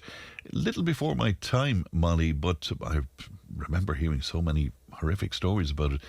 Molly goes on to say a new mother could not enter the church for 6 weeks after giving birth. She would have to wait until everybody left the church to go to the priest to get her own communion. Now, I didn't hear that latter part of that. I wasn't aware of that, Molly, but it certainly was a very, very strange belief for sure. 083 311 3311. Now, father and daughter team Pat and Roisin Cahill are the founders of Roca Healthcare, an Irish company dedicated to bringing innovative gut and immune health products to us. And I'm delighted to say that Roisin joins me now. Good morning to you, Roisin. Hi, Fran. How are you doing? I'm well, and lovely to talk to you indeed. You're a pharmacist, Roisin, with a lot of experience of pharmacy and the like. How did the company come about, and why did you decide to deal with gut health particularly? I suppose, Fran, I actually fell into it. My dad, Pat Cahill, he's from Lockmore, Castleiney, actually. He told me to make sure and say that to you. Yes. He worked in animal nutrition for about 30 years, and he worked with this mad scientist out in Denmark. And about 8 years ago, he said to me, would you ever think of setting something up? And I said, God, I'd love to. And I flew out by myself to Denmark, and I went around this big factory, a manufacturing plant, and looked up all the products well and was really impressed. And I came home and I said, nah, I think I'll stay in the dispensary. I don't think I could take on, or wouldn't know where to start with a business. And then, you know yourself, if you're going buying a car, all I could see then was people coming in with gut health or chronic illness. Yeah. And sure, then about 2 years later, I said it's nearly crime not to give it a go. And here we are. Very good. And have you developed your own products then? Is that the way it is, Roisin? No, so it's a Danish company, and they have patented some really, really impressive gut health and immune system products. And what we've done is we've got exclusive rights to bring them into Ireland, and so started doing that about 5 years ago. And now we're working with 15 hospitals and about 350 healthcare professionals, and then stocked nationwide across pharmacies and health stores. It's very interesting. Whenever we deal with wellness on the programme, we hear so much about IBS, for example, and all the other issues around that, whether it's constipation, diarrhea, or whatever. How does the products you're promoting, how do they differ from other stuff that's on the market? So I suppose we're going back to basics. A lot of big pharma has jumped ahead with all of these different probiotics, and there's a lot of prescription stuff for, as you said, constipation, diarrhea, bloating. But our main product is just a fibre. It's very simple, but about 80% of Irish adults don't get enough fibre every day. So it's really good for keeping you fuller for longer, giving you a great poo, and then feeding your microbiome. So a bit like a fertilizer for your gut. Very good. Is it horrible to taste?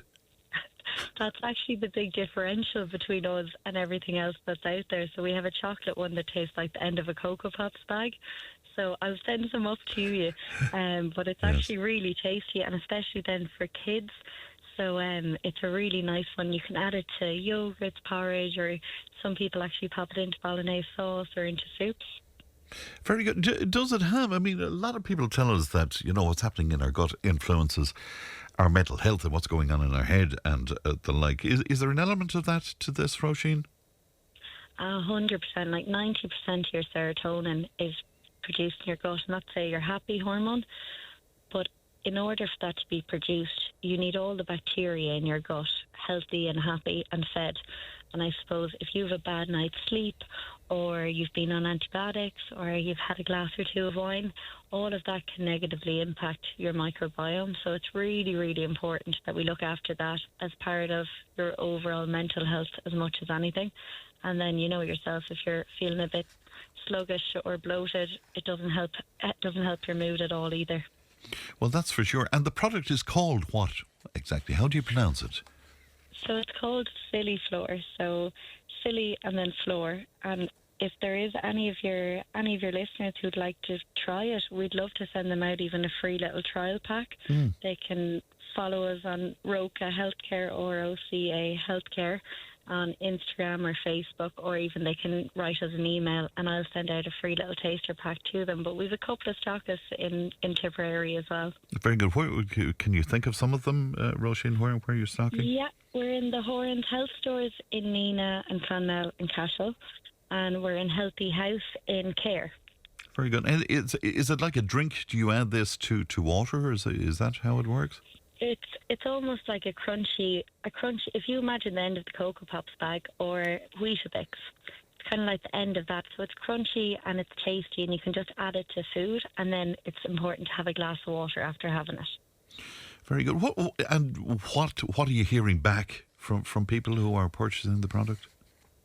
We're hearing that they're feeling fuller for longer is a big one. So a lot of people who are using it, if they're kind of watching their waistline or trying to lose a bit of weight. So I actually find it's great if I get a bit hangry during the day, especially if I'm in a dispensary. Yes. We're also having people coming off of laxatives and sorting out when they say have IBS, constipation, or a lot of people who are on medications, whether it's for cancer or for pain, and even pregnant women on iron supplements. All of that can be very constipating. So we're just hearing that it's helping keep everything move. And I suppose the big question we always get, Fran, is will I be running to the toilet after having it?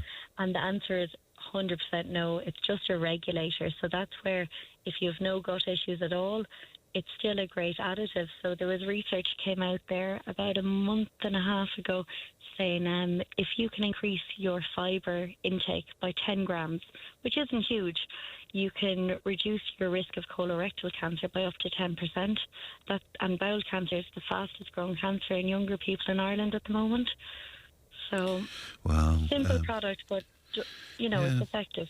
And, most of what we eat nowadays, it's all processed stuff, but many of us, we can't change that kind of lifestyle, either because of expense or just the way we live our lives or whatever. Does this work alongside a kind of a dodgy diet, if you know what I mean, Roisin? I'd never be encouraging a dodgy diet, but it's definitely one that can add to it. So for a lot of people who say have IBS or an inflammatory bowel disease like Crohn's or colitis, they can't eat the rainbow like we're told to, because their body will react quite badly to it. So it's a lovely little gentle fibre for them. But what I'd be saying to everyone is the more fruit and veg and seeds you can get in, the better, and then add a bit of this in on top. What are you hoping for with the company for the future? Will you expand the range of products, or what are you going to do, Roisin? I suppose we have two other smaller products at the moment that are a little bit more niche. One is for chronic diarrhoea, so we're actually working with St. Luke's Oncology Hospital in Dublin with that one. One of the major side effects of radiotherapy is diarrhoea, and it can be really debilitating for people. Where, they don't want to go for a coffee or a walk because they've had an accident previously, or they're wearing adult nappies, things like that. And then the other one is like a bovine colostrum, which is for people who are extremely immunocompromised. So I suppose my major hope for the country is that, sorry, not for the country, I sound like I'm on a pageant show, for our company. Yes. The major hope for the company is that we continue to grow. We're growing a lot organically through word of mouth, but the feedback we're getting from it is unreal. Like, it's really impacting people's quality of life. And if I can continue to grow it, we have our why, but in order for it to be a business that's going to succeed, we need to kind of grow it and make a bit of money out of it as well. At the moment, Dad is doing all of the logistics at home, and he's flat out. So I'm sure he's delighted to be working with you for sure. He is. And just finally, what did you take from his experience with animal nutrition, for example? What did you learn from that, Roisin? I suppose I was naive going into pharmacy myself. I thought, human health was at the forefront, and that was where all of the top-end science was. And in actual fact, we're about 20 years behind where animal nutrition is, because there's been so much money pumped into animal nutrition because it's, for food, for meat production, everything like that over the years. But there's a lot happening with animal background that's now transferring slowly into human nutrition. So that was one aspect for sure. And then I suppose the other side is Dad has plenty of experience at the ploughing match and working with Folac Feeds over the years, but he's just unbelievable at networking, and his manner with people was so good. That's great. I'd like to think I got a bit of that. Well, I think you certainly have indeed. You sound terrific. Emer was on to us from the health shop in Baker Street in Thurles, and she's wondering, would you consider dropping some of your product in there as well? Health and Harmony, I think the shop is called. So I'm sure you wouldn't object to that. I would absolutely love to. Do you know, when we started, Fran, I was going to all the pharmacies saying I have something that works, that tastes good, so everyone's going to be compliant with it, because that's the big thing, if you get recommended something of course, and it's rotten, you take it for a week or two, or when you have a problem, but you don't kind of take it ongoing or proactively. And all of the pharmacies kind of said to me, well, why would we want a functional food? And then I went to all the health stores, and they said, well, we already have a raw psyllium, which again doesn't taste nice. So the compliance was my big selling point. And so it was like being on a bad dating app. We were getting rejected left, right and centre. So it's great now. We're getting approached by health stores and by pharmacies, and we're thrilled to get on their shelves because they actually are engaged, or they've had customers looking for us, that sort of way. So I'd be thrilled to do that. Great. Well, that's Emer there at Health and Harmony on Baker Street in Thurles. Roisin, lovely to talk to you, and we wish you the very, very best for the future. Somebody saying to me, it's a very good point as well. Would you spell the product for somebody out there? Would you? I will indeed. So it's SYLLIFLOR. But as I said, we're more than happy to send out a few. We've little trial packs They're usually €5 on our website, but we'll send them out free of charge to any of your listeners if they just get in touch with us either via email or on Instagram or Facebook. So it's ROCA, R-O-C-A Healthcare is where you'll find us. All right. Good to talk to you, Roisin. My best to your dad, Pat, as well. Thanks very much indeed. Thanks, Will. Thank Thanks, you. Fran. Good Bye. morning to you. That's Roisin Cahill speaking to us there. 1800 938 007. Tipp FM's Tip Today. With Slattery's Garage Puckon. Now is the time to pick up your next van. From the award-winning Peugeot Partner van to the Expert and the load-lugging Boxer van. We have big vans, high roof vans, long wheelbase vans. You'll find them all at Slattery's Garage Puckon. See slatterysgarage.ie. Tipp FM's Tip Today. With Slattery's Garage Puckon. It's time to change. Test drive the award-winning range of Peugeot hybrids and fully electric vehicles at Slattery's Garage today. See slatterysgarage.ie. Now, one of the largest professional mental health bodies has said it cannot endorse the Health Service Executive's new autism protocol. And the College of Psychiatrists of Ireland has several significant concerns about the scheme, which the HSE hopes will tackle long waiting lists for assessments of need for autistic people. Edwina McElhinney from Families Unite for Services and Support joins me now. Good morning to you, Edwina. Morning, Frank. And good to talk to you today. This is a remarkable situation. Will you just tell us, first of all, what you know about the actual protocol itself, Edwina?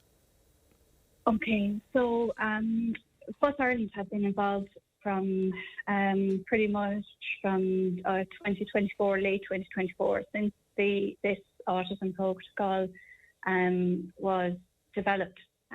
So there have been a couple of consultations, more like presentations more than consultations, but and ourselves and other advocates and the likes of the regulatory bodies and stuff would have attended. So we have been following this for quite some time now.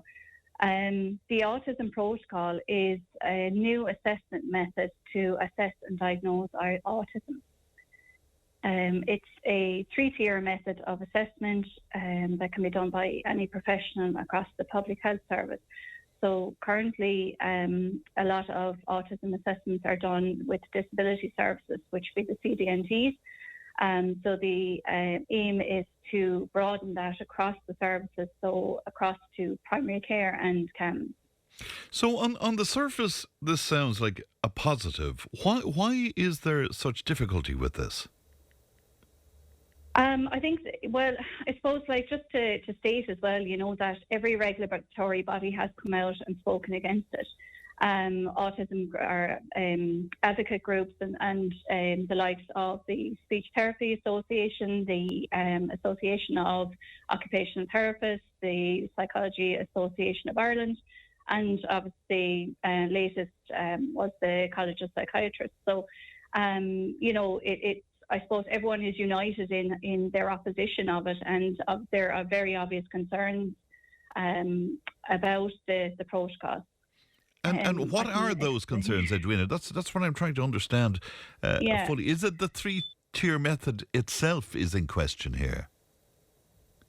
I think it's more that there's issues around the clinical safety of it, the governance, the need for significant training for staff, because currently, as it stands, the only people that would a psychologist would formally assess, you know, under there's the DSM, ICI, ADOS, you know, there's a couple of different standardized assessment tools. So a psychologist would primarily be, you know, the person that would do the assessment, and you would have a multidisciplinary. So there would be a speech therapist, a physio, a occupational therapist with it. But under this new protocol, that anyone in the health service would be able to assess. So, you know, you could have a speech therapist on their own at tier 1 that would assess and, you know, be responsible for assessing. So there has been serious concerns about, you know, people needing to be trained. And obviously when you bring in a new model of service anyway, you know, there's going to be significant training done, and that the feeling is that people aren't prepared enough before it has it's been, that it's rolled out. And my understanding, Edwina, is that some of the risks will be around false negatives and false positives indeed as well. Yeah. There's huge concerns, and our concerns as an organisation would be that there's concerns around the evidence base of the protocol. How it has, I suppose, the foundation of it. And this is something that we've continuously highlighted. It is based on an Australian and kind of taking bits out of the Australian model, bits out of the Scottish model. And, that it doesn't, I suppose, it doesn't compare, basically, that the Scottish model and the Australian model are different to what we have been proposed with, both of those models would have stronger. They would have a mandatory. You would have to have a full assessment done, a full needs assessment done before you would go for this autism protocol. So all of your needs would be assessed before you would. Yes. There's just there's evidence, or there's it's not. I suppose I'm making it very complicated, and I don't want to do that because I want to try and make it more accessible to people. So I'm not really going to get into it, but we would have, it's on our website. Yeah. What our concerns are, and we've been sharing it for quite some time. Right, but just for clarity, just for clarity, because it is very complex, because I was trying to get my head around it doesn't replace the assessment of need, is my understanding. The two processes are completely different. Is that fair to say? That's something that we really wanted to. I suppose, that's something that has been kind of deliberately conflated in the press, do you know what I mean? So that, and it's a deliberate attempt, that they don't understand it. I would say to him that, is this the same thing as the assessment of need? No, it is not. The assessment of need is legislated for under the Disability Act 2005. It is a statutory assessment with a legal time frame. The autism protocol is a guideline made by the HSE. Yes. It is not statutory. And Edwina, is it an attempt to speed things up in some way that they would look at people before they get to the assessment of need, if you know what I mean? Is that what it's about? There is no evidence, none. Throughout the pilots, there's been, I think it's 240 cases that assessments that were done under the pilot, that there is no evidence whatsoever. They have not been able to give any evidence to say that going down the autism protocol route would be faster than going for the assessment of needs, that you'd get your diagnosis faster. That's been thrown out there, but it isn't. There is no evidence to support that.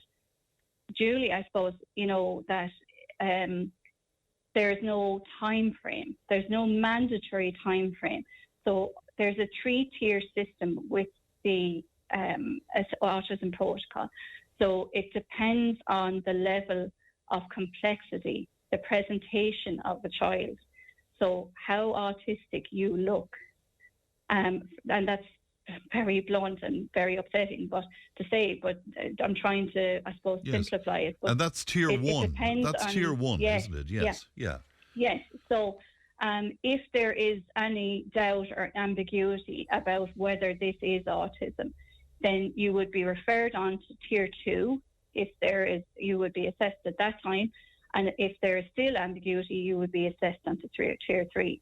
The idea is that people with the clearest presentation that look and present as the most autistic would be assessed and they would be diagnosed at tier 1.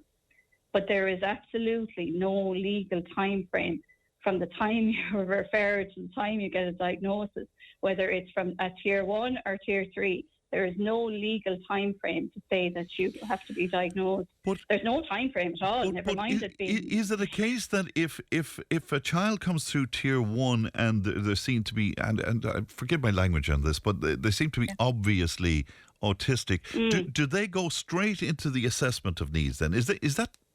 No, they're completely different. No, that's what I'm saying to you. They're completely different. So if you present a tier 1 and your child is very clearly autistic, then you are diagnosed at that time and that's it. Right. You're done. You're referred in for services and you can wait for it. So that's your assessment. That's your assessment. That's your assessment is at tier 1. So the clearer your presentation, the faster you'll get diagnosed in a sense. But autism is a very complex thing, and there's a huge spectrum there as well. Yes. So yeah. Yes, and also our concerns, and this has been shared by clinicians, is that there are other factors involved that may mask autistic traits. Yeah. So you may that a child may have cerebral palsy, they may have Down syndrome, they may have an intellectual disability. There could be, and obviously, females have very strong masking traits. So we would be fearful of that. That children may not be diagnosed or may have to go through the whole system of tier 1 to tier 3. And I suppose that we feel that there is a likelihood that there is a high likelihood that children may be misdiagnosed or underdiagnosed because of this protocol. Did they? You mentioned all the organisations coming out and saying they have issues with this. Who did they consult with before they came up with this? This is the thing. So there would be these people are experts in their field. Okay, so what I would say is that one of the leads some of the team or the board or committee or whatever way they like to put it was involved in the preliminary team assessment. If anyone remembers back to that. Yeah. And that is, of course, another flag for us. But there's our experts in their field and whatever. But the consultations, I suppose, that took place did include the likes of ourselves as advocates. There was webinars done where a presentation was given. This is what the autism protocol is going to look like. Here, give us your feedback. That kind of thing. And we did attend, there was advocacy groups, the regulatory bodies. We all attended these meetings and tried to engage to the best of our ability. And we gave feedback and whatnot. And here we are. But is it very simplistic of me to say, would it not be better to get their recruitment together properly resource assessment of needs and move on in that direction? Well, would that not be more logical? I think, yes. And, I understand, we are all for having, to be able to be assessed in a quicker fashion, where everybody is for that and for it to be neuroaffirmative practice, for it to be rights-based. We are all for that. Because obviously, there are children who are waiting years and may age out of the system before they ever get to be diagnosed through the public system, So obviously we would like for those assessments to be carried out in a timely fashion. But this isn't how they do it, All right. And I just want to say again about the assessment of need, that is a completely separate process that has statutory, mandatory time frame. You have 6 months to get your diagnosis.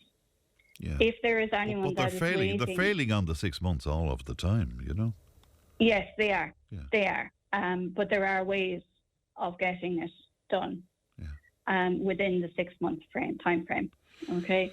And I think that if anybody is waiting more than 6 months, then to please get in contact with us at FUS, and that we will point you in the direction to make sure that you get your assessment as that is stated under the Disability Act of 2005. Yes, you're legally entitled so if you to are, that, of course. Yeah. Yes, that you're legally entitled to, yes.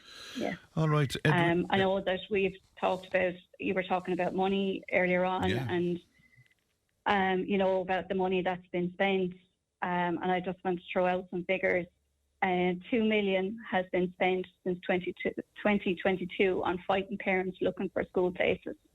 My God. There has been 10.5 million spent on fighting parents in assessment and need cases.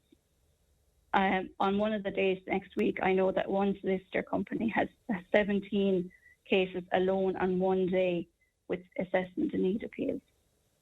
There are 20. Government have invested 28 million so far on paying private companies to do assessment and needs. Now, tell me how any of that, if we had put half of that money into the public system, in stopping these recruitment embargoes, and getting more therapists, on the front line to do these assessments and to provide the therapy. If we had plowed that money in instead of throwing it into the private sector, where would we be? Where would we be indeed? Edwina, thank you so much for your time. Thank you and good morning to you. No problem. Thanks very much, Fran. Bye-bye to you now. It's Edwina McElhinney there from Families Unite for Services and Support, 1800 938 007. Tipp FM's Tipp Today. With Slattery's Garage, puck on. It's time to change. Test drive the award-winning range of Peugeot hybrids and fully electric vehicles at Slattery's Garage today. See slatterysgarage.ie. If it matters to you, it matters to us. Call Tipp today on 1-800-938 007. Now, time for the next episode in the story of Ireland with John G. O'Dwyer, who's with me in studio. Good morning to you, John. Good morning, G. Fran. How are you? You're going to take it from 1906 right up to 1914 and I suppose the road to revolution. But you're making the point in 1906, things looked stable. Yeah, absolutely. I'd say anybody would have given, if you're a good, strong betting man, you'd have given 1,000 to 1 about there being a revolution within 10 years. Now, if we go back and we look, we see that, if we look at what the cultural revival had gone through, I spoke to Stephen about that. The GA had been founded, going successfully, Conran na Gaeilge, the Irish Literary Revival, the Abbey Theatre. So all of that was the cultural revolution and that had gone through. You wouldn't expect a political revolution after that. And if you think about it, all Catholics now had exactly the same religious freedoms. Catholics had the same freedoms as Protestants had in Ireland. The Catholic Church was very close or well on its way to being the most powerful institution, which it would be for the next 50 years. So there. Living standards, okay, they lagged behind England, but remember, England was the wealthiest country in the world at that stage, and our living standards were comparable with the rest of Europe. The most mighty thing of all is people who had been tenant farmers all their lives under the yoke of a landlord suddenly were the proud owners of their own farm. And this came through a conservative government in England. And then finally, the old grand juries of the unionist councils had been got rid of. There was elections to the local authorities, and apart from in the northeast, these were almost all Catholic and nationalist. So, and what then, in 1906 then, the one thing that was outstanding was the Irish Parliamentary Party. Yes. And they were a monarchist party. They believed that the Irish should remain subjects of the English. The only difference was they should be moved. The English Parliament Irish Parliament would be subservient to them, but they wanted home rule. And they were so powerful that nobody in general, most of the IPP people were elected unopposed, not because you couldn't stand against them, but because there was no chance, absolutely. So you have to think, here is the Ireland of 1906. Everything seems going well, what could possibly go wrong? And the answer is a lot. Well, and do we look to Arthur Griffith and Sinn Féin, for example? We do. Yeah. But even before we get to them, we have to look at who are the other people that were around. And there was only one other group, IRB Fenians. And while as the Irish Parliamentary Party were property owning, they were a utilitarian, practical party, these guys were romantics. They looked back for their inspiration to Cuchulainn and mythology. mythology. Yeah. They looked to the Irish language. They looked look to Irish culture, anything that would differentiate them from Britain. And they were convinced, they believed that the Irish, do you know, I know very few people have now, but I actually have, Knock na Gow, the book by Kickham. And that shows a noble Irish peasantry. They might be poor, but they're all noble. And that's, I think, how they saw the Irish people. The British yoke was the problem. If you could cast that off, you would create the perfect nation. Some said, how are you going to do that? What policies? We don't have to worry about policies too much. Sure, the Irish people are the best nation in the world. When we get around to it, we'll solve all of that. But for the moment, get rid of the English yoke. So they were there, and they, of course, believed totally in an independent Irish Republic. But a new party came along then, and this party was also monarchist, but they were slightly different. They believed, it was founded by Arthur Griffith, and they believed in two parliaments that were equal, not one that was subservient to the other. Yes. But again, this was a monarchist party who believed the Irish people should remain the subjects of the English crown, founded by Arthur Griffin, and believe it or not, that monarchist party was Sinn Féin. They've certainly changed a lot since. They certainly changed a lot since, indeed. So where does this bring us to then? Well, what it brings us at the moment, all those are marginal. All of those parties never stand for election because they wouldn't get anywhere. It brings us to the monolith of the Irish Parliamentary Party. In 1906, there is hope. The Liberals are returning to power. They have traditionally supported the idea of Home Rule. But they're not going to do it now because, you know, it had split the party in the past, back in the 80s and 90s, and they had a majority. But another election in 1910 came up, and this man, you know, Herbert Henry Asquith was the Prime Minister, and he needed the Irish Parliamentary Party now to get into power. And politicians love power. What's the price for the RPP, also known as the Home Rule Party? Has to be Home Rule. So Asquith, to stay in power, commits himself to Home Rule. And he was committed to that. Just to roll back a couple of years, then Jim Larkin and James Connolly for the trade union movement. That was it. Yeah. Now, when I say things were hunky-dory in Ireland, they weren't really in Dublin. Yes. Dublin was one of the poorest cities in Europe. Tenements. Poverty and hunger, enormous tenements in Dublin, right? And the simple fact was Dublin had never recovered from the Act of Union when 300 MPs who almost all had houses in Dublin, great houses in Dublin, moved to England. And those then houses gradually, Dublin as well as that, didn't industrialise, so there weren't the industrial jobs. A lot of people who were very, very poor, couldn't have a passage to America, came into Dublin, and they remained in Dublin. The result was there was a surplus of labour. So if you take the docks, people were paid by the day. You would go down and queue up and hope you'd be picked for work. If there was 4 ships in that day, everybody would probably be picked. If there was 1 ship in, 3/4 of them would be sent home, and the most able-bodied would be selected. That was the reality. And then Jim Larkin, the two Jims, Jim Larkin, who was born in Liverpool, and James Connolly, who was born in Edinburgh, they came in as union activists, and they founded the Irish Transport and General Workers Union, which is now called SIP2, and they began to agitate. Remember, there were unions there, but it's much easier to organise the craft workers, the coopers and the new electricians and the carpenters and all of that. But the general workers were in a very weak position. Unions didn't want to organise them. They came in now and began to organise them under the ITGWU. It was a remarkable piece of organisation when you think of the result of the lockout. I mean, you know. Absolutely, yeah. Well, it was. It founded the ITGWU. Now, the lockout, what happened was then when they went on strike, the employers locked out anybody who was a member of the Irish Transport and General Workers Union. And that the dispute dragged on for 6 months. And in that case, the Dublin Metropolitan Police, of course, sided with the employers, and they often waded in. They actually killed some of the strikers. And in response to that, James Connolly set up the Irish Citizens' Army, which was to protect the strikers. Now, the lockout was a failure. the workers went back to work. Jim Larkin went off to America, where he was arrested and put in jail for a few years for communist activities.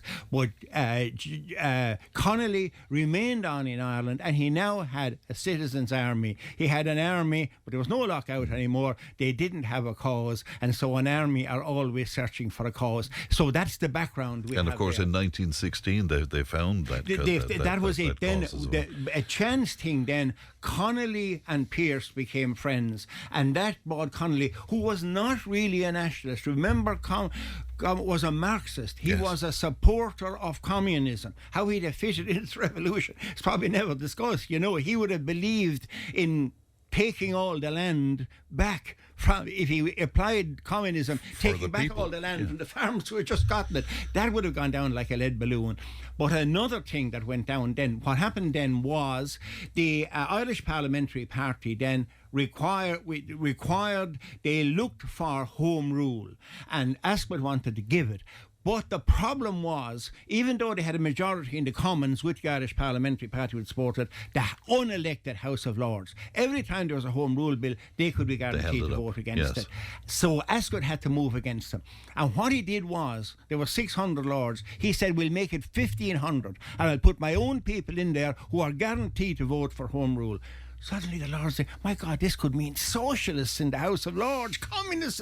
Oh my God, that won't work at all. And so they conceded. And so 2 years, all the House Lords could do is block a bill for 2 years. The Home Rule Bill went before the Commons, was duly passed, went before the Lords, was rejected, but it would now become law in 2 years. So it looked like the final thing by 1914, all of what we were looking for we get, and we would get Home Rule as well. But guess what happened in 1914? Yes, exactly. That's exactly what happened then. So the first thing is, Edward Carson came along, and Ulster rose. He got Ulster to rise. Now, an interesting thing about Carson, you know, you ask what part of Belfast was he born? He was born in Dublin.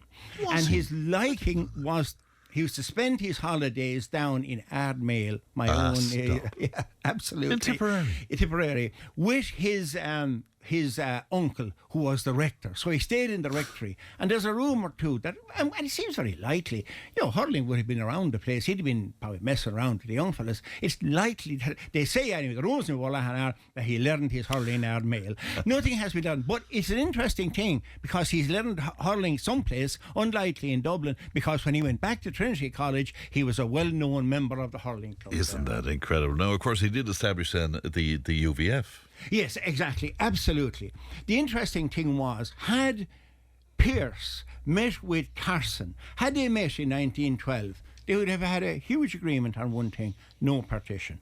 Both of them wanted a 32 county Ireland, no partition. But of course, Pearse would have wanted an independent republic, while as Carson would have wanted to remain within the Union. Partition, you often hear it's a compromise for us down here. It was a compromise for them, because it meant that the Unionists and the other 26 were cast adrift. And that's exactly what they did. So he set up the UVF then, and the Ulster Covenant, which meant that the people of Ulster would sign that that Home Rule would be a Home Rule, and they would not accept Home Rule.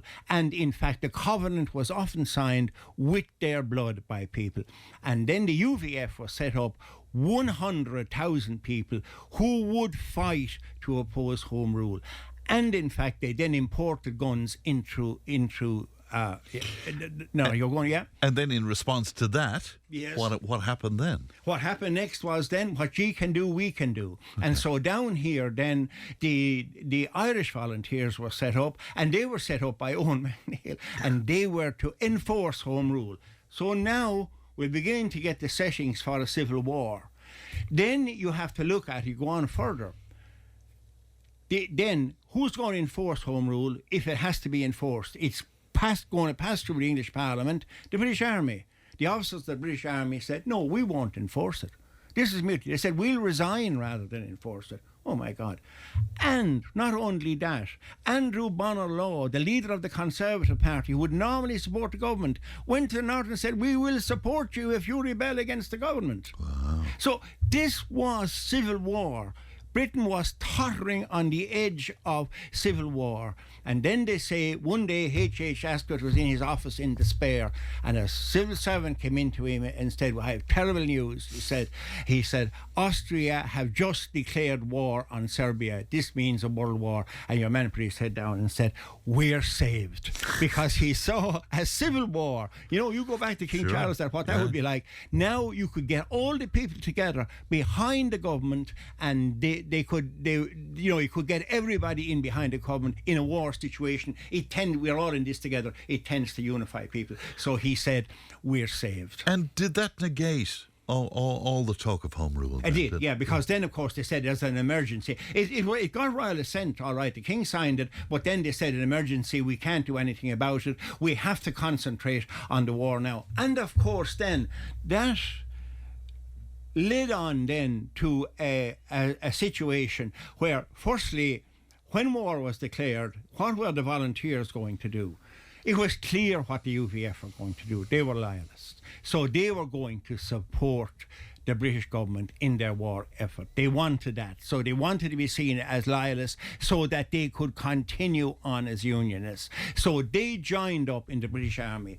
And the British Army then, kind of liked them. So there was a new division formed for them, and it was the 36th Ulster Division. Now, I've been up there and seen there. If you go down the Shankill Road, you will see monuments to the 36th Ulster Division all along. It's a huge thing. Thousands of them died. Where they were really butchered was at the Battle of the Somme, but they fought very bravely. There is no doubt about that. And the blood of these people, that's still a motivation for the loyalist community in the north. It's fascinating how they look back at their history. Isn't it fascinating indeed? And of course then ordinary Irish people were encouraged to go and fight for the ordinary Irish people. Then the bigger question was, what would the Irish volunteers do? And this was going to be a huge question. Yeah. What would they do? So Redmond thought he could win brownie points from the British government by seeming to be loyal. The UVF thought the same thing. So he urged the Irish volunteers to join the British Army. And there was a split. The Irish volunteers would not do it, but a new national volunteers were set up. There was over 100,000 of them. Now, not all of them joined the British Army. Some of them just went home, didn't get involved in it in either way. But only a tiny percentage under MacNeill, about 12,000 of them continued on as the Irish volunteers. And at that stage then, what you have is, you have the people, the shadowy romantics I mentioned earlier on, and they're starting to begin to think, hey, you know what? England is in a bit of difficulty. And now we have 12,000 volunteers. If we could get them to come out in a rising, maybe we'd have a chance of success. So this is what happened. But they knew MacNeill would never favour a rising. So the people in the Irish Republican Brotherhood, they continued on. They were planning for a rising, but they never told MacNeill about it. And so you had all these people like Carrick and Prior MacDonagh, all of those. And then, when it was coming up then to the time that they wanted rising, how were they going to tell MacNeill? Because he wouldn't have wanted it, and he was the leader. So they came up with a thing called a Castle document, which is basically a forgery, Castle document, which claimed that the British government were about to have, after Easter, they would have a big number of arrests. This is a document. They would arrest all the leadership of the IRB certainly, but the volunteers as well as that. But not only that, Conran and Gaeilge, the whole lot. This document then was shown to MacNeill, and he said, oh my God, we have to do something. So we will resist. And the result was then that an Easter rising was planned for Easter Sunday, 1916, and a German ship was arriving in Kerry with arms. Now, you think, okay, the Germans were they gave them the oldest arms, ones they had captured from the Russians. They weren't the best.